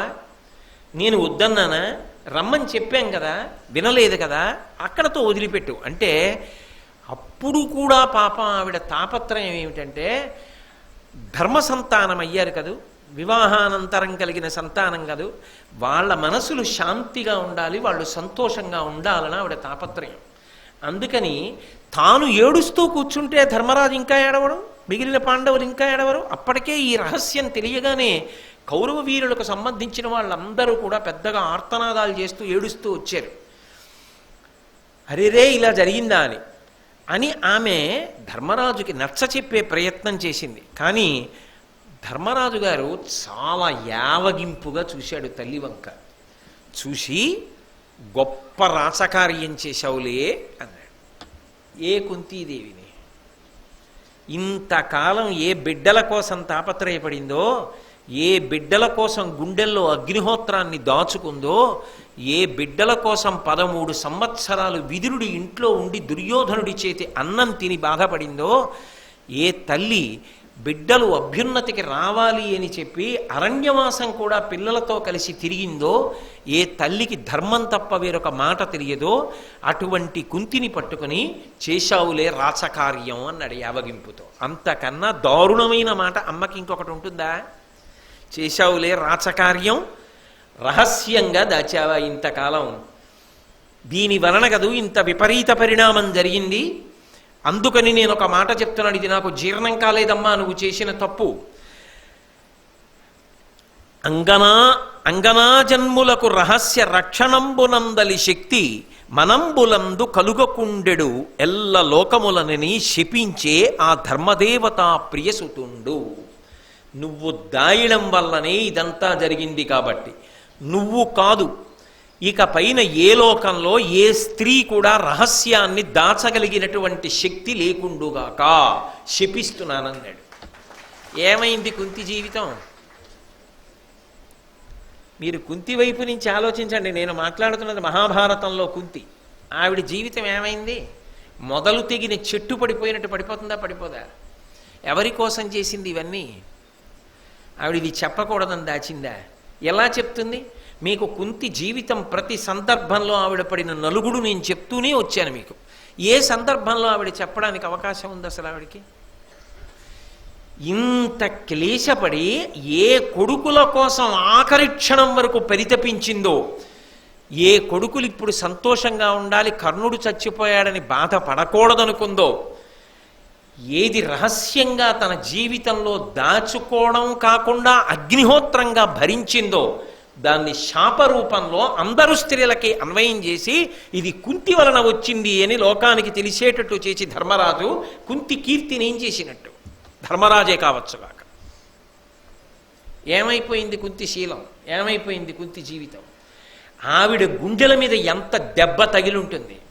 అక్కడ కదుస్తుంది వైరాగ్యం. అది భగవన్ లీల. ఈ మమకారాలు ఎంతకాలం? ఆ వైరాగ్యం రావద్దు. అందుకు అడిగింది. భారతంలో లేదు కానీ భాగవతంలో కృష్ణుడిని అడిగింది. యాదవులందు పాండు సుతులందు నాకు మోహ విచ్ఛేదము చెయ్యుమయ్య, ఘనసింధువు చేరిడి గంగభంగి నీపాద సరోజ చింతనముపై అనిశము మదీయ వృత్తి అత్యాదర వృత్తితో గదియగనట్లు చెయ్యగదయ్య ఈశ్వర. శ్రీకృష్ణ యదుభూషణ నరసఖ శృంగార రత్నాకర లోకద్రోహి నరేంద్రవంశదహన లోకేశ్వర దేవతానీక బ్రాహ్మణ గోగణార్తిహరణ నిర్వాణ సంధాయక నీకున్ మృక్యద త్రుంపవే భవల తల్నిచ్చాను కంపానిధి అంది. కోశవతల పారైవయా ఈ సంసార వ్యామోహం. యాదవులందు పాండు సుతులందు నాకు మోహ విచ్ఛేదము చెయ్యుమయ్యా. నా కొడుకులు నా కొడుకులు నా కొడుకులు నా కొడుకులు అంటకాగే వాళ్ళ కోసం జీవితం అంతా త్యాగం చేశారు. ఇన్ని కష్టాలు పడ్డా ఆఖరికి వచ్చి శాపం ఇచ్చాడు. ఏది నా జీవితంలో రహస్యంగా ఉండాలనుకుంటున్నానో అది ఇప్పుడు కాదు, తరతరాలు నా పేరు చెప్పుకుని ఈ శాపం వచ్చిందని చెప్పుకునేటట్టు చేశాడు. చాలు. బిడ్డల్ని నమ్ముకుని ఇంత కష్టపడి వృద్ధిలోకి వచ్చి పట్టాభిషేకం చేసుకునే ముందు ఆయన నాకు ఇచ్చిన కానుక, అమ్మకిచ్చిన కానుకకి మురిసిపోతున్నాను కృష్ణ, ఇంకొద్దు, ఇంకా చాలు, నాకు మోహ విచ్ఛేదము చెయ్యుమయ్య. ఈ వైరాగ్యం రాకుండా ఎలా తరిస్తుంది? నాకు మోహ విచ్ఛేదము చెయ్యుమయ్య ఘనసింధువు చేరిడి గంగభంగి నీపాద సరోజ చింతనముపై అనిశము మదీయ బుద్ధి అచ్చాదర వృత్తితో గదియగనట్లు చెయ్యగదయ్య ఈశ్వర. గంగానది ప్రవహించి ప్రవహించి సముద్రంలో సంగమించడానికి వెళ్ళిపోతుంటే ఒక మహానుభావుడు స్నానం చేస్తాడు. ఆయన స్నానం చేశాడని ఆగిపోదు. ఒక ముళ్ళకంప వీపు చీరుతుంది, అది చీరిందని బాధపడి నిలబడదు. ఒక దౌర్భాగ్యుడు మలమూత్ర విసర్జన చేస్తాడు, అవమానించాడని నిలబడిపోదు, ప్రతిస్పందించదు. ఒకరు పసుపు కుంకం వేస్తారు, పొంగిపోదు. తాను సముద్రంలో కలిసిపోయే వరకు ప్రయాణం చేసి వెళ్ళి అవమానాలకు మానాలకు అతీతంగా తన జీవిత ప్రయోజనాన్ని సాధించుకున్న గంగభంగి ఇవన్నీ పక్కన పెట్టి ఇక నాకు యాదవులందు పాండవులందు మోహలతలు తెగిపోయి నీ వైపే నా బుద్ధి నిలబడేటట్టుగా కృష్ణ అనుగ్రహించు అందావిడ. ఇక్కడ లేదు, భారతం కాదు, నేను భాగవతంలోంచి కలిపి చెప్తున్నాను. కాబట్టి జీవితాలు ఎలా ఉంటాయో భారతం వడగట్టి చూపిస్తుంది. అది కుంతి జీవితం అంటే. పాపం ఇంత మాట పడింది తల్లి. పడి ధర్మరాజు ఇచ్చినటువంటి శాపాన్ని అంగీకరించింది. సరే, తర్వాత ఏదో ధర్మరాజు గారికి పట్టాభిషేకం అయింది. అయిన తరువాత ధృతరాష్ట్ర మహారాజు గారు కొంతకాలం అయిన తర్వాత నేను ఇంకా తపస్సు చేసుకోవడానికి వెళ్ళిపోతాను అరణ్యాలకి, ఇక నేను ఇక్కడ ఉండను అని చెప్పి నిర్ణయం చేసుకుని అరణ్యానికి వెళ్ళిపోవడానికి ఆయన సిద్ధపడుతున్నటువంటి తరుణంలో ధర్మరాజు గారు వచ్చి, నువ్వు వెళ్ళడానికి వీల్లేదు, పెద్ద తండ్రివి, అంధుడవు, నువ్వు వెళ్ళిపోతే ఇక్కడ నేను ఎలా ఉండగలను, నువ్వు ఒక్కనాటికి వెళ్ళడానికి వీల్లేదు, నువ్వు అంతఃపురంలోనే ఉండాలి, నీకు కావలసినటువంటి శుభకార్యాలన్నీ చక్కగా నిర్వహించుకో, దానాలు చేయి, ధర్మాలు చేయి, సమారాధనలు చేయి, ఏది కావాలంటే అది చెయ్యి, అసలు యథార్థమునకు నువ్వు రాజు నేను కాదు అని ఎంతో ప్రాధేయపడ్డాడు. మీరు వ్యాసుని యొక్క వృత్తాంతంలో అదంతా విన్నారు. అని చెప్పినప్పటికీ కూడా ధృతరాష్ట్ర మహారాజు కొంతకాలమే అంతఃపురంలో ఉండి ఏదో కొడుకులకు చేయవలసిన శ్రాద్ధ కర్మలు పూర్తి చేసి తదనంతరం గంగా తీరానికి బయలుదేరిపోతానని గాంధారితోటి సంజయుడితోటి కలిసి బయలుదేరి వెళ్ళిపోతున్నాడు. ఆ బయలుదేరి వెళ్ళిపోతున్న సందర్భంలో ధర్మరాజు గారు ఆక్రోశం తట్టుకోలేక గబగబా కుంతీదేవి దగ్గరికి వచ్చాడు. వచ్చి, అమ్మ, నీ కోడళ్ళని నువ్వు క్షేమంగా చూసుకో, ఇంటి పట్టున వ్యవహారాలన్నింటినీ చక్కగా నిర్వర్తించు. పెద్దనాన్న మహానుభావుడు, అంధుడు, తపస్సు చేసుకోవడానికి అరణ్యానికి వెళ్ళిపోతున్నాడు. ఆయన యొక్క యోగక్షేమములను అరణ్యములో ఎవరు చూస్తారు? అందుకనమ్మా నేను అరణ్యానికి పెద్దనాన్నగారితో వెళ్ళిపోతున్నాను, నువ్వు నీ కోడళ్ళను తీసుకుని వెనక్కి తిరిగి అంతఃపురానికి వెళ్ళిపో అన్నాడు. ఇక్కడి వరకు కుంతీదేవి ఏమీ మాట్లాడలేదు. ఆవిడ అప్పటి వరకు ఎప్పుడూ నేను అరణ్యానికి ఎడతానన్న ప్రస్తావన ఆవిడ తేలేదు.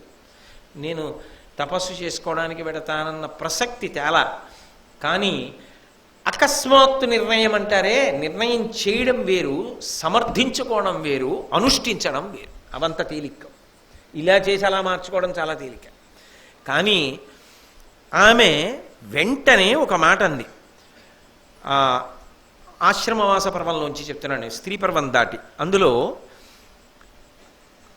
ఆ కుంతీదేవి ధర్మరాజుతో మాట్లాడుతూ అనుటయు గొంతి అక్కురకులాగ్రణికిట్లను నీవు తొడగా ననమునకేగు చెందుట జనస్తవనీయ చరిత్రుడి విభుండనుమతి చేయునే అడుగుమా పని యుడుగుమా పని ఈ యమ అత్తనాకు ఈ మనుజ విభుండు మామ గరిమంబుగ వీరల గొల్చిపోయెదన్. ధర్మరాజా, నువ్వు ఆయనతో వెడతానంటున్నావు కదా సేవ చేయడానికి. నువ్వు సేవ చెయ్యడానికి ఆయనతో వెళ్ళడానికి ఆయన నిన్ను అనుమతించాలి కదా. ఆయన నిన్ను అనుమతించడానికి నువ్వేమైనా ఖాళీగా అంతఃపురంలో కూర్చున్న ఒక కొడుకువా? ఇప్పుడు రాజ్య పరిపాలన చేస్తున్నవాడివి, సింహాసనం మీద ఉన్నవాడివి, పట్టాభిషేకం చేసుకున్నవాడివి, జనుల యొక్క యోగక్షేమాన్ని చూస్తూ లోకంలో ధర్మాన్ని నిలబెట్టవలసినటువంటి వాడివి. అటువంటి వాడివి తండ్రి సేవ చేయడానికి వెళ్ళిపోతానంటున్నావే ధృతరాష్ట్ర మహారాజుతోటి.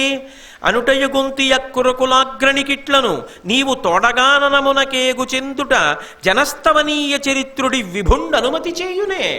ధృతరాష్ట్రుడు అంగీకరిస్తాడా నువ్వు వచ్చేస్తానంటే? ఆయన అనుమతిస్తే కదా నువ్వు వెళ్ళడం. నువ్వెలా వెడతావు? నువ్వు వెళ్ళడం కుదరదు. అది ఆయన అంగీకరించడు వెళ్ళడానికి. ఎవరు వెళ్ళాలో తెలుసా? యుడుగు మా పని, అక్కడతో ఆగు, అలా వెళ్ళడం నా పని, నేను వెళ్ళిపోతాను. అయ్యమ ఎత్త నాకు, ఆ గాంధారి నాకు అత్తగారితో సమానం. ఎందుకంటే బావగారి భార్య కదూ, నాకు అత్తగారు ఎలాగో అలా సేవిస్తాను. ఆయన నాకు బావగారు కదూ, మామగారిని ఎలా సేవించాలో అలా సేవిస్తాను. ఒక మరదలుగా కాదు, ఒక కోడలుగా ప్రవర్తిస్తాను. తమ్ముడు కొడుకు ఒక్కలాంటి వాళ్లేగా, అందుకని నేను కోడలనై వాళ్ళని అత్తమామల్ని సేవించినట్టు సేవిస్తాను. అయ్యమ ఎత్త నాకు. ఏమి ధర్మాత్మురాలండి మహాతల్లి. ఈ మనుజ విభుండు మామ, ఈ ధృతరాష్ట్ర మహారాజు ఉన్నాడే, ఈయన నాకు మామగారు, బావగారు కాదు. ఒక మామగారిని కోడలు ఎంత ప్రేమగా చూస్తుందో అంత ప్రేమగా చూస్తా. ఈ గాంధారీదేవిని ఒక అత్తగారిని కోడలు ఎంత ప్రేమగా చూడాలో అంత ప్రేమగా చూస్తా. గరిమంబుగ వీరల పొల్చిపోయేదన్. నేను వీళ్ళని అనుగమించి వీళ్ళకి సేవ చేస్తూ అరణ్యంలో ఉంటాను. కాబట్టి నువ్వు నాతో రావక్కర్లేదు, నువ్వు వెళ్ళక్కర్లేదు, నేను మాత్రమే చెయ్యగలను. ఎందుకండి ఈ మాట? ఎందుకు తీసుకుంది అకస్మాత్తుగా నిర్ణయం అంటే, ఆమె అంతఃపురంలో తిరుగుతుంటే ధర్మరాజు గారన్న మాటలు జ్ఞాపకానికి వస్తాయి ఆవిడికి. కొంగున మూటగట్టి నిప్పు దాచావే, గొప్ప రాచకార్యం చేశావే అన్నాడు, శపించాడు. ఈ మాట ఆవిడ్ని ములుకులా పొడుస్తూ ఉంటుంది. కానీ ఆమెకి పుత్ర మమకారం పోలేదు. తల్లి కదండి, ఎలా పోతుంది? ఇప్పుడు ఆమె అంతఃపురంలోనే మనసుని సరిపుచ్చుకొని ఉండిపోయింది అనుకోండి. ఆ సమయంలో కర్ణుడి మీద అంత ప్రేమ చూపించాడు, ఇంకంతకన్నా కావలసిందే ఉంది, ఆ ప్రేమలో ఏదో శాపం ఇచ్చాడు అనుకుని మనసు సరిపెట్టుకుని ఉంది. ఆయనే అలా అస్తమానం తోలనాడేవాడు కాడు. ధృతరాష్ట్రుడినే తోలనాడలేదు, ఇంకా తల్లి కుద్దిని తోలనాడతాడా? చక్కగా అంతఃపురంలో ఉండొచ్చు, సేవలు అందుకోవచ్చు, దాన ధర్మాదులు చేయవచ్చు. కానీ అంధురాలు గాంధారి, వృద్ధుడు ధృతరాష్ట్రుడు. మీరు అంతకుముందు విన్నారుగా వ్యాసుడి గురించి చెప్పినప్పుడు, 10,000 ఏనుగుల బలమున్నవాడు గాంధారి చేయి పట్టుకుని తప్ప నిలబడలేక కూలబడిపోయాడు, అంత బలహీనుడైపోయాడు. ఇప్పుడు ఈయన్ని తీసుకుని ఆవిడ అరణ్యంలో ఆశ్రమాలకి వెళ్ళిపోయింది అనుకోండి. ఆయన సేవలు చేస్తూ ఉంటుంది. ఆయనకి ఏవో అవసరాలు వస్తాయి కదా, ఆయన అవసరాలు తీర్చాలి. ఎవరు తీర్చాలి? గాంధారి తీర్చాలి. ఆమె కళ్ళున్నది, కానీ పాతివ్రత్యము కొరకు ఆయన చూడని ప్రకృతిని నేను చూడనని శపథం చేసి గంతలు కట్టుకుంది. అందుకని ఆవిడ ఏమీ చూడలేదు. ఒక చూడలేని ఆయనకి ఒక చూడలేని ఆవిడ ఏ ఉపచారాలు చేయగలుగుతుంది? అంత బాగా చెయ్యడం సాధ్యం అవుతుందా? అప్పుడు ఎవరక్కడికి రావాలి? కొడుకు అక్కడికి రావాలి. ఒక కొడుక, 100 కొడుకులు. 100 కొడుకుల్లో తప్పు చేసిన వాడు దుర్యోధనుడు అయ్యి ఉండొచ్చు, దుశ్శాసనుడు అయ్యి ఉండొచ్చు. చంపేసేటప్పుడు ఇంత ప్రేమ చూపిస్తున్న ధర్మరాజు గారు కానీ, భీముడు కానీ, అర్జునుడు కానీ, నకులుడు కానీ, సహదేవుడు కానీ పెదనాన్న కోసం ఒక్కడిని వదిలేద్దామని వదిలేస్తే వాడు సింహాసనాలు తీసేస్తాడా? మళ్ళీ యుద్ధం చేయగలడా? ఒక్కడిని వదలలేదే, 100 చంపేశారే. కుంతీదేవి మాత్రం హాయిగా 5 సంతోషంగా అంతఃపురంలో గడుపుతోందే. 100 కన్న నేను అంత్యకాలంలో నా భర్తకి సేవ చేయడానికి ఒక్క కొడుకు మిగలకుండా అయిపోయానే, పెద్ద ఆయన అంత బాధపడుతున్నాడే, ఒక్క కొడుకు లేడే, ఇదంతా చేసింది పాండవులు కారు. నేను ఇంత బాధపడుతున్నా 100 మందిని కన్న తల్లిని, 5గురిని కన్న తల్లి 5గురితోటి సంతోషంగా ఉంది అన్న ఆలోచన రాగానే శపిస్తుంది ఖచ్చితంగా. అక్కడ కూర్చుని శపిస్తుంది. గాంధారంత శక్తివంతురాలు. ఇంద్రుడు గాని గాంధార గురించి వచ్చినప్పుడు కృష్ణుణ్ణే శపించింది. ధర్మరాజు గారి లెక్క ఆవిడికి శాపం ఇచ్చింది అనుకోండి, ఏమైపోతాడు ధర్మరాజు? ఏమైపోతుంది ఆ వంశం? అక్కడ ఉంటుందా ఇంకా? అందుకే తానిక్కడ ఉండి సుఖపడడం కన్నా తన బిడ్డల సుఖం కోసం తాను వెళ్ళిపోవడానికి నిశ్చయించుకోండి. అది కుంతీదేవి జీవితం. కుపుత్రోజాయి తత్కచితపి కుమాత నభవతి అంటారు శంకరాచార్యులు వారు. అమ్మని కొడుకు తొందరపడి అనగలడేమో, అమ్మ అలా అనలేదు. ఎందుకనంటే వాడి మనసు చిన్నబుచ్చుకుంటుందేమో, బాధపడతాడేమో, ఏమైనా అనుకుంటాడేమో, ఎక్కువ క్లేశపడిపోతాడేమో, అందుకని కఠినంగా కూడా మాట్లాడలేదు. ఇంకా తండ్రి అనగలడేమో, తల్లి మాత్రం అలా అనలేదు. సరిపుచ్చుకొని పవిట కొంగు చాటున కన్నీళ్లు ఒత్తుకుని కొడుకు ఎక్కడ బాధపడిపోతాడో అని తక్కువ మాత్రమే మాట్లాడుతుంది తప్ప తీవ్రంగా మాట్లాడదు. అది అమ్మతనం. అందుకే అక్కరలేని కష్టాన్ని తాను నెత్తికి ఎత్తుకుంది. పాండవులకు ఐశ్వర్యాన్ని వదిలిపెట్టింది, తాను అరణ్యవాసాన్ని ఎంచుకుంది. ఈ మాట చెప్పింది అనుకోండి పాండవులతోటి, అయ్యో అమ్మనిలా అన్నామే, బతుకంతా కష్టమే అమ్మకి. ఆవిడ సుఖపడింది ఎప్పుడు? మన కోసం కష్టంతోనే వెళ్ళిపోతుంది ఆవిడ జీవితం అన్నది వాళ్ళని సుఖంగా ఉండడానికి కారణం అవుతుందా? వాళ్ళు సంతోషంగా ఉంటారా అప్పుడు? అందుకే ఇది తనకి సంతోషం అని చెప్పాలి. ఇది నాకు చాలా గొప్ప అవకాశం అండి అని మాట్లాడాలి. అలా మాట్లాడింది తప్ప ఎక్కడా కూడా మీకోసం నేను వెళ్ళాలి తప్పదన్న భావన కానీ, రేపు గాంధారికి ఆ భావన రాదా అన్న మాట కానీ పైకి తేల. ఏమి కుంతీదేవి, ఏమి తల్లులండి! ఏ ఇంట ఏ తల్లైనా కుంతీదేవి. ఆ ప్రేమ అంతే. భారతం బాగా చదువుకుంటే, కుంతీదేవి గురించి బాగా వింటే, ఇంటికి వెళ్ళిన తర్వాత అమ్మ ఉన్నవాడు ఎవరైనా ఉంటే ప్రదక్షిణం చేసి నమస్కారం చేయకుండా ఉండగలడా? అమ్మ అమ్మే. అందుకే ఆవిడంది, ఇతనికి ఈ యమకును విను మేనచువ్వే వలతి శుశ్రూష శయ్యంగ వచ్చా మీరెలా పనికి నేర్తురే వీరలడవి కరుగా ఇంటనుండంగనా మనమియ్యకొనునే. వీళ్ళకి సేవ చేయడం మీ తరమా? ఎందుకని ఆ మాట అంటోంది? వాళ్ళకి సేవ చెయ్యగలరేమో. ధర్మరాజు రాజు కాబట్టి భీముడు, భీముడు కాకపోతే అర్జునుడు, అర్జునుడు కాకపోతే నకులుడు, నకులుడు కాకపోతే సహదేవుడు వెడతారు, సేవ చేస్తారు. చేస్తున్నప్పుడు గాంధారికి ఎవరు గుర్తొస్తుంటారు? తన కొడుకులు గుర్తొస్తుంటారా? ఒక్కడైనా బ్రతికుంటే అన్న ఆలోచన వస్తుందా? అది రాకూడదంటే మీరు వెళ్ళకూడదు, నేనే వెళ్ళాలి. నేను ఇలా అనుభవిస్తున్నాను, ఆవిడ ఎలా అనుభవిస్తోంది, పోన్లే పాపం వాళ్ళు సుఖపడితే ఆవిడ ఏం సుఖపడింది. ఇంత కష్టపడి మనకి సేవ చేస్తుంటే ఆ పిల్లకాయల్ని శపిస్తే ఈవిడ ఏడవదు. ఇంత చేస్తున్న దాని మొహం చూసైనా మనం వాళ్ళని ఏం అనకుండా ఉండాలి కదూ అని తాళి మిమ్మల్ని రక్షిస్తుందిరా. అందుకని మీరు కాదు నేను వెళ్ళాలి. ఏమి అమ్మతనం అండి నిజంగా, ఏమి కుంతీదేవి. అందుకని వీళ్ళు అడవికి వెళ్ళిపోతే వీరల అడవి కరుగగా ఇంటనుండంగనా మనం ఇయ్యకొనునే. బావగారు గాంధారి అరణ్యవాసానికి వెళ్ళిపోతే నేను ఉండగలనా ఇంట్లో? ఇది బాహ్యం. నిజంగా ఆవిడకి ప్రేమైకమూర్తి. ఆంతరం, అమ్మ బాబోయ్ ఏ క్షణంలో ఏం శాపం ఇస్తుందో, నా పిల్లలు ఇలా సంతోషంగా ఉంటారా, ఇలా అన్నం తింటారా, ఇలా రాజ్యం ఏలుతారా అని బెంగే. అంతకన్నా నేను అక్కడికి వెళ్ళిపోతే మీరు క్షేమంగా ఉంటారని నేను బతికేస్తా, కష్టపడినా, అందుకని వెళ్ళిపోతా, నేనే అరణ్యవాసానికి వెళ్ళిపోతా. ఇది లోపలి హృదయం. ఇది అమ్మ యొక్క తిరుగులేనటువంటి ప్రేమ. అలా అని వీరలయడ కొడుకా అపచారంబులు పలుకుదునే విచారము విడుము ఏ నేరూపంబున నిరువన గారవమున ఇది వ్రతంబుగా గైకొంటిన్. నేను వీళ్ళ పట్ల ఏమైనా అపచారం చేస్తానని నువ్వు అనుకుంటున్నావా? నాకెందుకు వచ్చిన గొడవ? ఎక్కడో రాచమాతని హాయిగా అంతఃపురంలో ఉండవలసిన దాన్ని వీళ్ళేమో అరణ్యవాసానికి బయలుదేరారు, హాయిగా అంతఃపురంలో కూర్చుంటే సరిపోతుంది కదా, నేను ఉందును తగుదునమ్మా అని వీళ్ళు బయలుదేరారు, ఇద్దరునేమో గుడ్డేళ్ళు, అందుకని నేను వీళ్ళ వెంట బయలుదేరాల్సి వచ్చిందని మనసులో ఏదైనా క్లేశం పెట్టుకుని ఎప్పుడైనా నేను చెయ్యవలసిన ఉపచారము నందు వైకల్ప్యమును పొంది అపచారము చేస్తానని అనుకుంటున్నావా? అలా చెయ్యను సుమా. నా గురించి అలా అనుకోకు. ఎక్కడ చొరక? నేను ఒకలా ఉంటే నువ్వు ఒకలా అనుకోవడం నీకు అలవాటు. శాపం ఇచ్చాడుగా, అలా అనుకోకు నాయన. నేనేం ఉపచారాలు తక్కువ చేస్తాను అనుకోకు. లేకపోతే మళ్ళీ ఎప్పుడో ఏదో ఆ నిప్పు అక్కడ కట్టావు, ఈ నిప్పు ఇక్కడ కట్టావు అంటావేమో. అలా ఏం చెయ్యను, ఉపచారములే చేస్తాను. ఎక్కడ నుంచి ఎక్కడికి పెట్టి మాట్లాడుతుందో కొంత ఎలా అయినా వస్తుంది ఆ పద్యం. ఆక్రోశం ఉండదండి తల్లికి, లేకుండా ఎలా ఉంటుంది? కాబట్టి నేను వెళ్ళి వాళ్ళకి ఉపచారాలే చేస్తాను. నా వలన అపచారం జరగదు నాయన, నువ్వేం బెంగ పెట్టుకోక్కర్లేదు. మీ పెదనాన్నకి సేవలు సరిగ్గా జరగవు నేను ఎడితే అనుకుంటున్నావేమో, చాలా బాగా చేస్తాను. నిజంగా ధర్మరాజు గారు ఎంత గొప్పవాడైనా తల ఇలా ఎత్తుకుని ఉండగలనండి.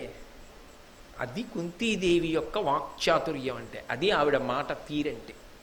అయినా ఆవిడ పిచ్చి ప్రేమ అంతే, ఆవిడ ధర్మం అంతే. ఆవిడ అయిన ధర్మాన్ని దాటదు. ఏదో మాట్లాడడం వచ్చు కదా అని కైకమ్మలా మాట్లాడదు, కైకమ్మలా ప్రవర్తించదు రామాయణంలో లాగా. కాబట్టి అని నీవేమియు అనకుము సహదేవుని ఏమరక ఉరయు దినకరసుతునిన్ భావమున తలుపుము ఏనా దేవసమని పుట్టు వడచితిం కపటమునన్. ఓ ధర్మరాజా, సహదేవుణ్ణి ఏమనకే. సాధారణంగా ఎక్కడికైనా వెళ్ళేటప్పుడు చిన్నపిల్లలు ఉంటారు, అల్లరి చేస్తారు. వాడు కొంచెం అల్లరి చేస్తాడు, వాడిని గబుక్కుని తిట్టకండే అని అప్పచెప్తుంది అమ్మ. ఆఖరివాడు తన కడుపున పుట్టాడా? తన కడుపున పుట్టిన ఆఖరివాడెవరు? నిజానికి అర్జునుడు. ఆవిడ అర్జునుడిని అప్పచెప్పట్లేదు, సహదేవుణ్ణి అప్పచెప్తోంది. ఇది ఆమె యొక్క వాత్సల్యం. ఆమెకి సవతి బిడ్డ తన బిడ్డ అన్న భావన లేదు.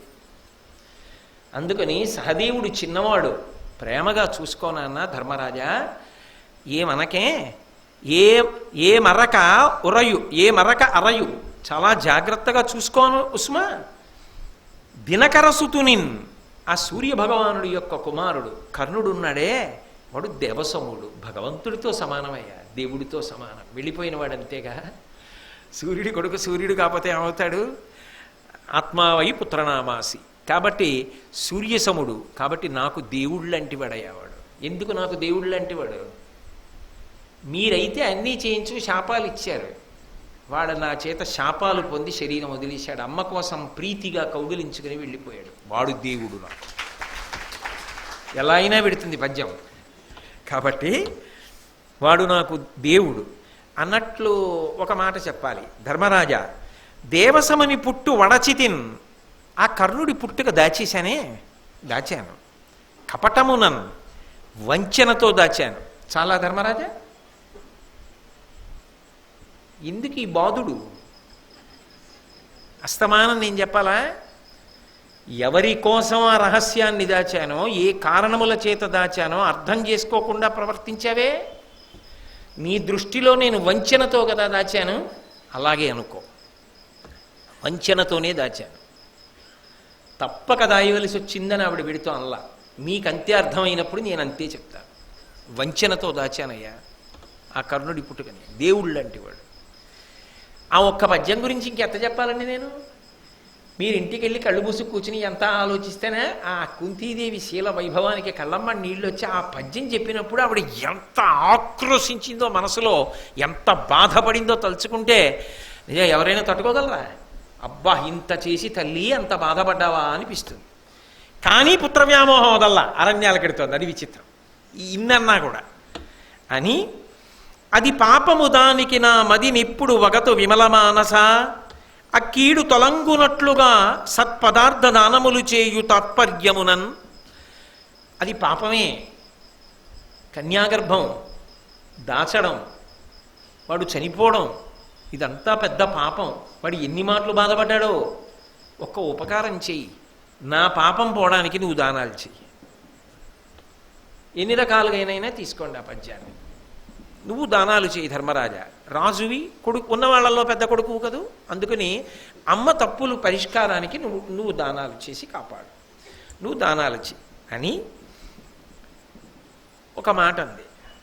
అవ్విధమున కర్ణుడు ఆరడిబోయిన నాదు మానసంబు పోదు నూరు పరియలై తలంప పలు రాత చేసిన వారు గాగవలయు వంశవర్య.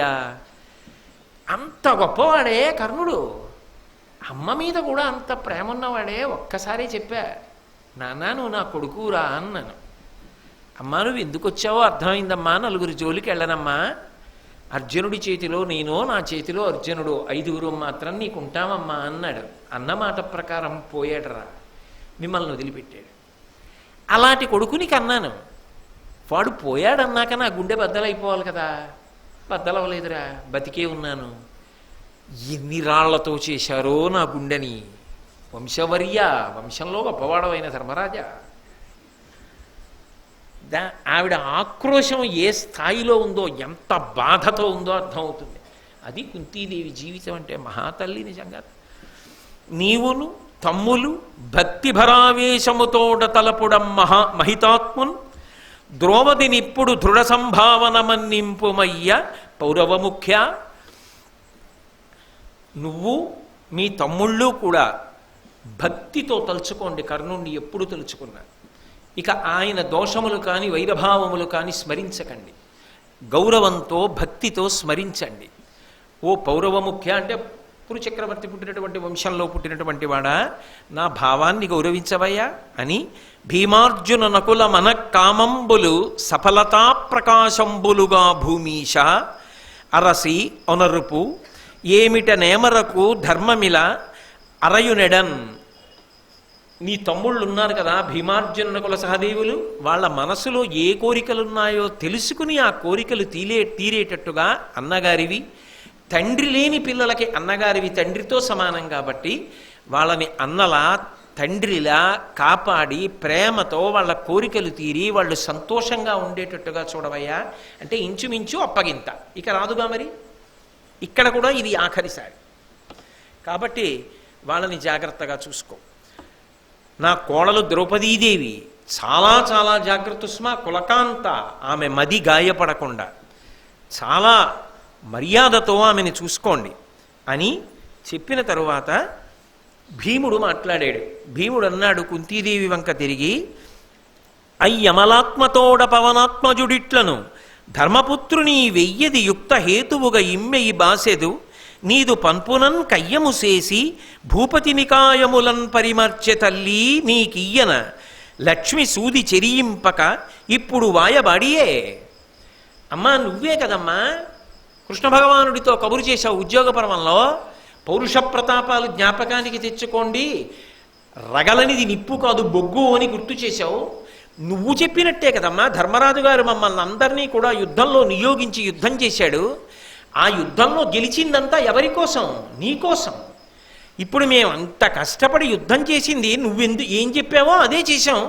ఇప్పుడు మేము ఇంత లక్ష్మీ కటాక్షాన్ని తీసుకొచ్చిన తర్వాత, ఇంత సామ్రాజ్య వైభవం వచ్చిన తర్వాత, ఇంత ఐశ్వర్యం ఏర్పడిన తర్వాత ఇదంతా నీకివ్వాలనే ధర్మరాజు గారు తీసుకొచ్చాడు. నువ్వే కదా గెలిచి ఈ భోగమంతా రావాలన్నావు, నీ మాట ప్రకారమే తీసుకొచ్చాడు. ఇప్పుడు నువ్వు అంతఃపురంలో ఉండి భోగాలు అనుభవించకుండా వెళ్ళిపోతానంటావేమిటమ్మా? ధర్మరాజు గారిని వదిలిపెట్టి తల్లివి అలా అనొచ్చా? వద్దు, నువ్వు వెళ్ళవద్దు, నువ్వు అంతఃపురంలో ఉండమ్మా అన్నాడు. ఆవిడంది, గౌరవంబున సుకుమారత్వమున ఒప్పు ఈ పుల్తి తలవట్టి ఇచ్చి తెచ్చి సభలోన అట్లు దుశ్శాసనుండవమాన పెట్టంగా అచ్చటి పెద్దలెల్ల పలుకకయుండ అప్పన్నంబునకు ఓర్వవలసే మీకప్పటికి అలఘుతేజ నీ తేజమట్టుల నీరైపోయిన పాండు నికులము చెప్పంగ చూపలేకపోదే అభంగి పల్కితి ముకుందు తోడనేను మీరెమ్మెయి రూఢికెక్కి విలుగకోరుట కటమున తలచి దానిని నిలసుతుడు ఎత్తిపెట్టే ఏమనగగలదు. నేను ఆ రోజున కృష్ణ భగవానుడితోటి మీకు కబురు చేసిన మాట వాస్తవమే. నేను కబురు చేయడానికి కారణం, మిమ్మల్ని యుద్ధం చెయ్యమనడానికి కారణం, మీ శత్రువుల్ని పరిమార్చమని చెప్పడానికి కారణం, సామ్రాజ్యాన్ని సాధించి పట్టాభిషేకం చేసుకోండి అని చెప్పడానికి కారణం ఇదిగో ఈ ద్రౌపది కులకాంత. ఇటువంటి స్త్రీని, మీ భార్యని నిండు సభలోకి తీసుకెళ్ళి ఒలువలు ఉచ్చి అవమానించారే. మీరు యుద్ధం చేయకపోతే ఆవిడ ఎప్పటికీ జుట్టు ముడి వేసుకుంటుంది. నా కోడలిని దృష్టిలో పెట్టుకుని మీరు పౌరుష పరాక్రమాలని ప్రదర్శించవలసిన సమయం ఆసన్నమైందని మీకు నేను కబురు చేసిన మాట వాస్తవమే. పైగా మీరు పాండురాజకుమారులు, క్షత్రియులు, మీరు శౌర్య ప్రకటనం చెయ్యాలి, చేసి సామ్రాజ్యాన్ని సంపాదించాలి. అది మీ స్వధర్మం. మీ స్వధర్మాన్ని మీకు జ్ఞాపకం చేశాను. అంతేకాని ఈ ఐశ్వర్యాన్నంతా తీసుకొచ్చి నాకు ఇమ్మని నేను అడిగానా? ఈ ఐశ్వర్యం అంతా నాకు పట్టుకొచ్చి ఇవ్వండి, నేను దాన ధర్మాలు చేసుకోవాలని మిమ్మల్ని కోరానా? నేను ఒకందుకు కృష్ణుడితో కబురు చేస్తే భీముడు అది అడ్డుపెట్టి నన్ను గొప్పగా ఎత్తి పొడుస్తున్నాడే. నీకోసం యుద్ధం చేసి తెచ్చారు, నువ్వు అనుభవించాలి కదా, వెళ్ళిపోతానంటావేమిటంటున్నాడే. నా కోసమా తెమ్మన్నాను? నేను అనుభవించడానికా ఇమ్మన్నాను? నేను భోగాలు పొందడానికా ఇక్కడ కూర్చోవడం కోసమా మిమ్మల్ని రాజ్యాలు తెమ్మన్నది, యుద్ధాలు చేయమన్నది? అందుకు కాదుగా. ముకుందుడు సాక్షి కదా. నేను చెప్పింది మీ గౌరవం కోసం కదా, మీ పౌరుష పరాక్రమాల కోసం కదా. నేనేదో భోగం అనుభవిద్దాం అనుకున్నట్టుగా మాట్లాడుతున్నారే. నేనా భోగం అనుభవించాలనుకున్నది? నిజంగా నేను భోగం అనుభవించాలనుకుంటే మీరే సామ్రాజ్యం తేవాలా? ఆవిడ చెయ్యలేదా? ఎక్కడో శతశృంగం మీద వీళ్ళు పసివాళ్ళై పుట్టినప్పుడు ఆవిడ పుట్టింటికి వెళ్ళిపోలేదా? వీళ్ళని విడిచిపెట్టేసి ఆవిడ బ్రతకాలంటే బ్రతకలేదా? మీ యోగక్షేమాల కోసం కాదా నేను ప్రవర్తించింది? మీకు పేరు ప్రతిష్టలు రావాలని యుద్ధం చెయ్యమని చెప్పాను తప్ప మీరు యుద్ధం చేసి పట్టుకొచ్చిన ఐశ్వర్యాన్నంతటిని నేను అనుభవిస్తానని చెప్పానా? దాన ధర్మాలు చేస్తానని చెప్పానా? ఏమిటి ఎత్తి పొడిచి మాట్లాడుతున్నావు? ఏం మాట్లాడుతున్నావు? ఎవరితో మాట్లాడుతున్నావు? తెలిసి మాట్లాడుతున్నావా? మీకోసం చేయమన్నానా, నా కోసం చేయమన్నానా యుద్ధం? మీ భార్య జుట్టు విరబోసుకు తిరుగుతుంటే మీకు సంతోషమా? మీ భార్య కోసం చేయమన్నాను. నా కోసం చేశాను యుద్ధం అని చెప్తా ఏమిటి? మర్యాదతో ప్రవర్తించు అని అన్యాపదేశంగా ఈ మాట అనకపోయినా చూపుడు వేలు చూపించినంత పనిచేసింది. ఇంత భీముడు, ఇంత ధర్మరాజు, ఇంత అర్జునునకులు సహదేవులు ఒక్క మాట రాక నిలబడిపోయారంతే. అమ్మ మహాప్రేమైకమూర్తి. అమ్మ సాధారణంగా పిల్లల్ని నేను దెబ్బలాడదు. కానీ అమ్మకి చాలా కోపం ఎప్పుడు వచ్చేస్తుందంటే నాన్నగారి జోలికి వెళ్ళినాడు. ఇప్పుడు వాళ్ళు అన్యాపదేశంగా వెళ్ళినది తండ్రి జోలికే. పాండురాజపుత్రులు కనుక పౌరుష ప్రతాపాలతో పాండురాజ గౌరవం నిలబడాలి, వంశగౌరవం, కోడల గౌరవం నిలబడాలని చెప్పింది. ఈవిడికేదో ఐశ్వర్యం కోసం యుద్ధం చేశామంటాడు ఏమిటి భీముడు? ఇంట్లో ఉండమని చెప్పడానికి అదే మార్గం. అమ్మా నువ్వు వెళ్ళిపోవద్దమ్మా, ఉండమ్మా అని చెప్పడానికి అదే మాట్లాడే తీరు.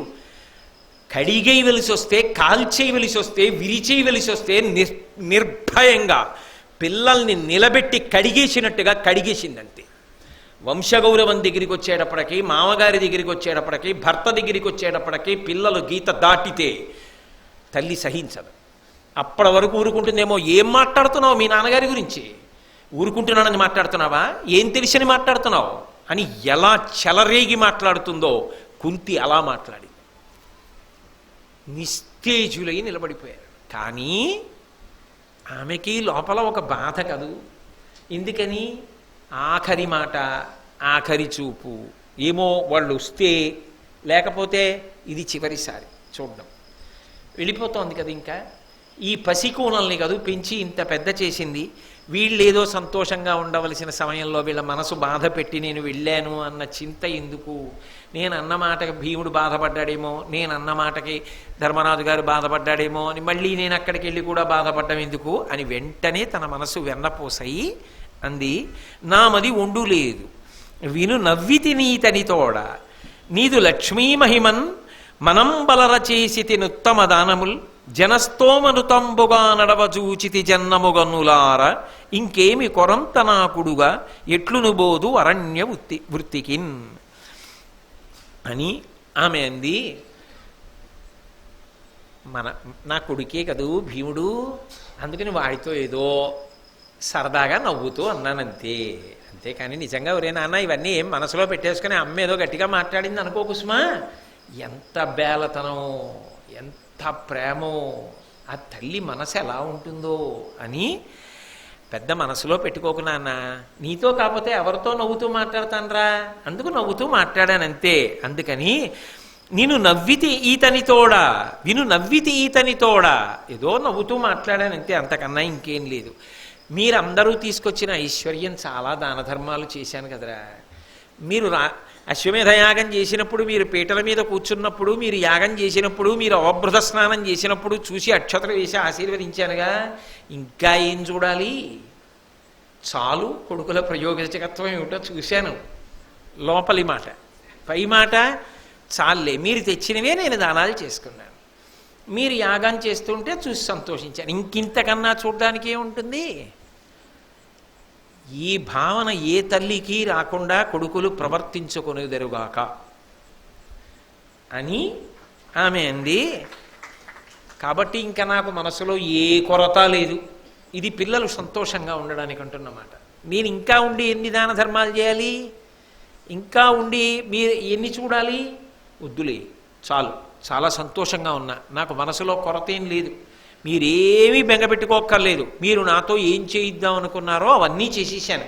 కాబట్టి ఇక నేను ఎట్లును పోదు అరణ్య వృత్తికిన్, అరణ్యాలకి బయలుదేరుతాను అన్నా వాళ్ళ మనస్సులో మనం ఎటు మాట్లాడినా అమ్మ దోషం పట్టుకుంటోంది అని ఎక్కడైనా బెరుకుతనం ఉండిపోయి అమ్మ దగ్గర ఎంత వీరాధివీరులైనా అమ్మ దగ్గరికి వచ్చేటప్పటికీ పిల్లలతనం కదండి, చేతులు కట్టుకుని అలా నించుండిపోయి మనసులో కుమిలిపోతూ ఉండిపోతారేమో, కోడళ్ళందరూ ఏడుస్తున్నారని. రాజ్యఫలము కామింప పుత్ర సమగ్ర తపమునకు ఫలమైన ఉత్తమగతి ప్రసిద్ధి కోరుదు, అది కల్గజేత కిట్టి తోడు మరి నాకు కలుగునే దురిత దూర. ఒక్కటి ఆలోచించండిరా, ఎంతకాలం ఇలా కూర్చుని భోగభాగ్యాలు అనుభవిస్తాను, ఎంతకాలం ఈ దాన ధర్మాలు చేస్తూ కూర్చుంటాను, నాకు కూడా ఉత్తమగతులు కావాలి కదరా. ఉత్తమగతులు కావాలంటే నేను తపస్సు చేసుకోవాలి కదరా. తపస్సు చేసుకోవడంతో పాటుగా సేవ చేసే అదృష్టం నాకు ఎప్పటికి దక్కుతుందిరా. నా అత్తమామలు లాంటి వాళ్ళు కదా, వీళ్ళకి సేవ చేస్తూ వీళ్లతో పాటు వెళ్ళి నేను అక్కడ తపస్సు చేసుకున్నాను అనుకో, ఎంత సంతోషంగా ఉంటుంది. నేను ఇంకా ఉత్తమ లోకాలు పొందాలిగా, పెద్దదాన్ని అయిపోయానుగా, మిమ్మల్ని ఏ స్థాయికి చేర్చాలో ఆ స్థాయికి చేర్చేశానుగా, చాలుగా, అందులో అర్థం అవుతోందిగా. కాబట్టి ఇంకా ఎందుకు ఇక్కడ? కాబట్టి తపస్సుకి వెళ్ళిపోతాను. ఈ ధృతరాష్ట్ర మహారాజు నా అదృష్టం, బావగారు బతికున్నాడు, ఆయన ఏదో తపస్సు చేసుకుంటానంటున్నాడు, తోడుకోడలు తపస్సు చేసుకుంటానంటోంది. మీరందరూ ఇంకా చిన్నతరం వాళ్ళు, రాజ్యం ఏలవలసిన వాళ్ళు, మీకు ఇంకా చాలా సమయం ఉంది, నాకెవరు తోడుంటారా ఇలా తపస్సు చేసుకోవడానికి? అందుకని చక్కగా సేవకి సేవ దొరుకుతుంది. బావగారిని తోడుకోడల్ని సేవించినట్టు ఉంటుంది, అత్తమామల్ని సేవించినట్టు సేవిస్తా, తపస్సు చేసుకుంటా, చేసుకుని హాయిగా ఉత్తమ గతులు పొందుతా, ఉత్తమ లోకవాసం చేస్తాను. కాబట్టి నాయన నాకు అనుమతి ఇయ్యి, నేను ఇంకా బయలుదేరతాను అని చెప్పి వెంటపడుతున్న పిల్లల్ని తల్లి గదమాయించినట్టు గదమాయించి, ఇక మీరు నాతో వెంటపడి రావడానికి వీల్లేదు అని కొడుకుల్ని కోడళ్ళని వెనక్కి పంపి కృతనిశ్చయురాలై కుంతీదేవి బయలుదేరిపోతుంటే ఆ పాండవులు ఆ కుంతీదేవికి, గాంధారికి, ధృతరాష్ట్రుడికి ప్రదక్షిణం చేసి నమస్కారం చేసి వెనక్కి తిరిగి అంతఃపురంలోకి వెళ్ళిపోయారు. కుంతీదేవి గాంధారి చెయ్యి పట్టుకుని ధృతరాష్ట్ర మహారాజుతో కలిసి గంగా తీరంలో అరణ్యంలో తపస్సు చేసుకోవడానికి ఆశ్రమవాసానికి వెళ్ళిపోయింది. మీరు వ్యాస భగవానుడి గురించి చెప్పినప్పుడు విన్నారు. తరువాత పాండవులు అక్కడికి వెళ్ళడం, వేదవ్యాసుడు రావడం, కర్ణుని యొక్క వృత్తాంతాన్ని మళ్ళీ చెప్పి కర్ణదర్శనాన్ని ఆమె అపేక్షించిన తరువాత మహానుభావుడైనటువంటి వేదవ్యాసుడు గంగానదిలో స్నానం చేస్తూ దివ్య శరీరములతో అన్యలోకములనందు ఉన్నటువంటి మృతవీరులందరినీ కూడా తిరిగి ఒక రోజు పాటు తీసుకొచ్చి ఇక్కడ ఉన్నటువంటి ఈ లోకంలో ఉన్న శరీరాలతో ఉన్న వాళ్ళతో కలపడం, వాళ్ళందరూ ఒక రోజు పాటు సంతోషంగా గడపడం, విధవలైన వారందరూ కూడా భర్తలను అనుగమించి గంగా స్నానం చేసి వాళ్లతో పాటు వాళ్ళున్న లోకాలకి వెళ్ళిపోవడం, ఇవన్నీ జరిగాయి. తర్వాత పాండవులు కూడా వెళ్ళిపోయారు. వెళ్ళిపోయిన తరువాత ఒకరోజు నారద మహర్షి ధర్మరాజు గారి దగ్గరికి వచ్చాడు. ఎక్కడికి వెళ్ళారని అడిగాడు ధర్మరాజు. పెద్ద తీర్థయాత్ర చేశానయ్యా ఈ మధ్య అన్నాడు. ఎక్కడెక్కడికి వెళ్ళారు, ఏమేం చూశారు చెప్పండి అన్నాడు. తీర్థయాత్ర చేసిన వాడు ఏం చూశాడో విన్నా చాలు, అందుకని చెప్పండి అన్నాడు. ఆయన అన్నాడు, అనేక క్షేత్రాలు చూశాను, గంగా తీరానికి వెళ్ళినప్పుడు అక్కడ ఉన్న ప్రజల వలన నేను ఒక మాట విన్నాను. ధృతరాష్ట్ర మహారాజు, గాంధారి, కుంతీదేవి ముగ్గురు దావానలంలో అరణ్యం కాలిపోయినప్పుడు అందులో కాలిపోయి మరణించారు అని తెలుసుకున్నాను. నేను ఆ ప్రాంతానికి వెళ్ళి ముగ్గురి యొక్క కళేబరములు, దగ్ధ శరీరములను చూశాను. ముగ్గురు కాలిపోయినటువంటి శరీరములు అక్కడ ఉన్నాయి. కాబట్టి వాళ్ళకి నువ్వు ఉత్తర క్రియలు చేయమన్నాడు. వెంటనే ధర్మరాజు సోదరులు, కోడళ్ళు అందరూ ఏడ్చారు. ధృతరాష్ట్రుడి గురించి ఏడ్చారు, గాంధారి గురించి ఏడ్చారు. అంత కోమలమైన శరీరం ఉన్నది, అంతఃపురంలో ఉండి సంతోషంగా జీవించవలసినది, మన కోసమని పిచ్చి తల్లి అరణ్యవాసానికి వెళ్ళిపోయింది, వెళ్ళిపోయి చిట్ట చివర మరణించింది అని పెద్ద పెట్టున శోకించి ఎన్నో చెయ్యవలసినటువంటి దానములనన్నిటినీ కూడా నిర్వర్తించి అంత్యేష్టి సంస్కారాన్ని ధర్మరాజు గారు పూర్తి చేస్తూ ఒక మాట అడిగాడు. ఇంత బ్రతుకు బ్రతికినటువంటి మా పెదతండ్రి మహారాజు ధృతరాష్ట్రుడు తాను నిరంతరం పూజించినటువంటి నిత్యాగ్నిహోత్రం ఏదుందో దాని ఎందు కదా శరీరం దహింపబడాలి, అటువంటిది మరి అగ్ని సంస్కారం కాకుండా అరణ్యంలో పుట్టిన దావానలంలో మరణించాడే, ఇది బాధగా ఉందన్నాడు. అంటే అప్పుడు నారదుడు ఒక మాట చెప్పాడు. ధృతరాష్ట్ర మహారాజు పూర్తిగా అన్నాన్ని నీటిని వదిలిపెట్టి వాయుభక్షణం చేస్తూ ఘోర తపస్సులోకి వెళ్ళిపోయాడు.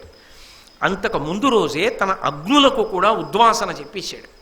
ఋషులు వచ్చి హోమం చేసి ఆయన అగ్నిహోత్రాలకి ఉద్వాసన పలికేశారు. కుంతీదేవి మాసమనకు ఒక్కసారే భోజనం చేసింది. గాంధారి కేవలము జలభక్షణం చేసింది. జలభక్షణం కూడా విడిచిపెట్టేశాడు ధృతరాష్ట్ర మహారాజు. ఘోర తపస్సులో ఉన్నాడు. ఆయన వదిలిపెట్టేసి ఉద్వాసన చెప్పిన అగ్నిహోత్రమే గాలికి రగలి అరణ్యం అంటుకుంది. అందుకని ఆయన అగ్నిలోనే కాలిపోయాడు. అందుకని దోషం కూడా లేదు. ఆయనకి జరగవలసిన రీతిలోనే సంస్కారం కూడా జరిగిపోయింది. వాళ్ళు నలుగురు కూర్చునుండగా, అంటే సంజీవుడితో కలిసి సుడిగాలితో మంట అంటుకుంది. ఆ మంట బొరియలలోకి దూరుతూ పావుల్ని కాలుస్తోంది, ఎగిరిపోతున్న పక్షుల మీదకి దూకుతూ పక్షుల్ని కాలుస్తోంది, క్రూర మృగాల్ని కాల్చేస్తోంది. గమనించిన ధృతరాష్ట్రుడు శరీరంలో ఓపిక లేదు, అన్నం మానేసి చాలా కాలమైంది, కదలలేను, బ్రహ్మమునందు మనసు నిలబెడతాను, సంజయ నువ్వు తప్పుకుని విడిపోమన్నాడు. కావాలని మరణించకూడదు, మేం కదలలేం కాబట్టి శరీరం వదిలిపెట్టేస్తాం, నువ్వు వెళ్ళిపోమన్నాడు. అయితే అన్య విషయముల యందు మనసు నిలబెట్టకుండా బ్రహ్మముతో జీవుణ్ణి అనుసంధానం చేసి జీవబ్రహ్మైక్యతత్వంతో సమాధి యందు ప్రవేశించమని సంజయుడు చెప్పాడు. ధృతరాష్ట్రుడు కాష్ట సమాధిలోకి ప్రవేశించాడు. పక్కనే గాంధారి, ఆ పక్కన కుంతీదేవి కూడా భగవంతుని యందు మనసు నిలబెట్టి కదలలేక ఇక అలాగే ఆసనం వేసుకుని కూర్చుండిపోయారు. అలా కూర్చునుండగా అగ్నిహోత్రం వచ్చి వాళ్ళ ముగ్గురి శరీరములను కాల్చేసింది. ఏ అగ్నిహోత్రుడికి అర్జునుడు ఉపకారం చేశాడో ఆ అగ్నిహోత్రుడా మా అమ్మ శరీరాన్ని కాల్చాడని ఏడ్చాడు ధర్మరాజు గారు. కానీ ఆఖరణ జరగవలసింది అదేగా అని ముగ్గురి యొక్క శరీరములు దహింపబడ్డాయా, వాళ్ళు ఉత్తమ లోకములు పొందారు కాబట్టి వాళ్ళకి సంస్కారములు చేయమన్నాడు. మహాతల్లిగా కుంతీదేవి పుట్టినది శూరుని యొక్క కూతురు, వసుదేవుని చెల్లెలు, శ్రీకృష్ణ భగవానుడి మేనత్త. కుంతిభోజుడి ఇంట్లో ఎవరూ చెయ్యని రీతిలో దుర్వాసో మహర్షికి ఉపచారం చేసింది, వరం పొందింది. సూర్యభగవానుడి అనుగ్రహం చేత సహజ కవచ కుండలములతో ఉన్న కర్ణుణ్ణి కంది. కన్యాగర్భం చెప్పలేక విడిచిపెట్టింది. పాండురాజుని చేసుకుని సంతోషపడింది. ఆయన మాద్రిని చేసుకున్నాడు, చింతించింది. జీవితంలో సర్దుకుంది. పాండురాజు శాపోపహతుడయ్యాడు. శతశృంగానికి వెళ్ళింది. నేను తండ్రిని కావాలి, నువ్వు దేవరన్యాయం చేత బిడ్డల్ని కనమన్నాడు. నాకు బాల్యంలో మంత్రం ఉంది అని చెప్పి 5 దేవతల వలన తాను తల్లి కావడం కాకుండా మాద్రిని కూడా తల్లిని చేసి సంతోషించింది. పాండురాజు మరణించి మాద్రి సహగమనం చేస్తే మాద్రి బిడ్డల్ని తన బిడ్డల్లా పెంచి పెద్ద చేసింది. తన బిడ్డల సంగతి సభలో చెప్పడం కష్టమని మునులతో కలిసి శతశృంగం నుంచి హస్తినాపురానికి వెళ్ళి పిల్లల యొక్క బాగోగుల కోసం నిరంతరం పరిశ్రమించింది. కుమారాస్త్ర విద్యా ప్రదర్శనంలో కర్ణుడు సహజ కవచ కుండలతో కనపడితే మళ్ళీ అగ్నిహోత్రం మనసులో చెలరేగి బాధపడింది. లక్క ఇంట్లో పెట్టి కాల్చేస్తే తప్పుకుని విదురుని యొక్క సహాయంతో బయటపడి శాలిహోత్రుని ఆశ్రమంలో అక్కడ చెరువులో స్నానం చేసి నీళ్లు తాగి చెట్టు కింద బ్రతికింది. హిడింబాసుర వధ జరిగిన తర్వాత ధర్మం కోసం భీముడికి హిడింబనిచ్చి వివాహం చేసింది. ఏకచక్రపురానికి వెళ్ళి బ్రాహ్మణాగ్రహారంలో ఉండి అప్పుడు కూడా పరోపకారం కోసం బకాసుర వధ చేయించింది. జరుగుతోంది కదా అని ఒక చోట ఉండకూడదని పిల్లల్ని తీసుకుని పాంచాలపురానికి వచ్చింది. మత్స్యయంత్రాన్ని కొట్టి ద్రౌపదీదేవిని భీముడు, అర్జునుడు, నకులుడు, సహదేవుడు, ధర్మరాజు 5 స్వీకరించిన తరువాత మళ్ళీ ఇంద్రప్రస్థాన్ని రాజధానిగా అర్ధరాజ్యాన్ని ధృతరాష్ట్ర మహారాజు ఇస్తే పిల్లలు సంతోషంగా ఉన్నారనుకున్నంతలో వాళ్ళు మాయాద్యూతానికి వెళ్ళి అరణ్యవాసానికి వెళ్ళిపోతే, అజ్ఞాతవాసానికి వెళ్ళిపోతే 2 మాటలు జూదమాడి బిడ్డల కోసమని వాళ్ళకి మళ్ళీ తిరిగి రాజ్యాధికారం రావాలని 13 సంవత్సరములు కష్టపడి తాను అక్కడే ఉండిపోయింది హస్తినాపురంలో విదురుడి ఇంట్లో. ఉద్యోగ పర్వంలో కృష్ణ భగవానుణ్ణి పిలిచి పాండవుల యొక్క ధర్మాన్ని నిర్ణయం చేసి చెప్పి వాళ్ళు యుద్ధం చెయ్యాలి అని తేటతెల్లం చేసింది. తన కోడలు గురించి అంత పరితపించింది. కొడుకు కర్ణుడి దగ్గరికి వెళ్ళి యుద్ధం చేసి మరణించడం ఇష్టం లేనటువంటి వీరుల్ని రక్షించి కురుక్షేత్ర సంగ్రామాన్ని ఆపు చేయడం కోసం తన వంతు ప్రయత్నం చేసింది. దుర్యోధనుణ్ణి తన కొడుకుల్ని కూడా ఒక్కలాగే మనసులో భావన చేసింది తప్ప ఏనాడు మనసులో వైషమ్యాన్ని ప్రదర్శించలేదు. బ్రతికున్నంత కాలం ధర్మం పట్టుకుంది. కర్ణుడు మరణించాడని తెలిసిన తరువాత ఉత్తర క్రియలు జరగాలని నువ్వులు నీళ్లు వదలాలని ధర్మరాజుకి చెప్పి శాపోపహతురాలైంది. చిట్ట చివర బిడ్డల కోసం ధృతరాష్ట్ర మహారాజుతో కలిసి అరణ్యవాసానికి వెళ్ళిపోయింది. అక్కడే ధృతరాష్ట్రుడికి గాంధారికి సేవ చేస్తూ తన బిడ్డలు క్షేమంగా ఉన్నారని సంతోషపడుతూ ఇంత ధర్మాన్ని పరిపాలిస్తూ ఆవిడ మహాతల్లి ఆఖరణ అగ్నిహోత్రమునకు ఆహుతి అయి ఉత్తమ లోకాలకి వెళ్ళిపోయింది. ఆవిడ లాంటి విశాల హృదయ, ఆవిడ వంటి క్షమామూర్తి, ఆవిడ లాంటి ధర్మమూర్తి, ఆవిడలా మాట్లాడగలిగినది, ఆవిడ లాంటి సహనశీలి, భారతం యొక్క చరిత్రని తిప్పినటువంటి ఇల్లాలు, అన్ని కష్టాలు పడినది, అన్ని ఉద్ధాన పతనాలు చూసింది, ఎంత పైకెక్కుతుందో అంత జారిపోతుంది. అయినా క్లేశపడకుండా నేలబడిపోకుండా ఊంచుకు నిలబడి తన ధర్మాన్ని తాను నిర్వర్తిస్తూ పిల్లల చేత నిర్వర్తింపచేస్తూ మహాభారత చరిత్రలో కుంతీదేవి ఒక సువర్ణాధ్యాయంగా ఎప్పటికీ నిలబడిపోయింది.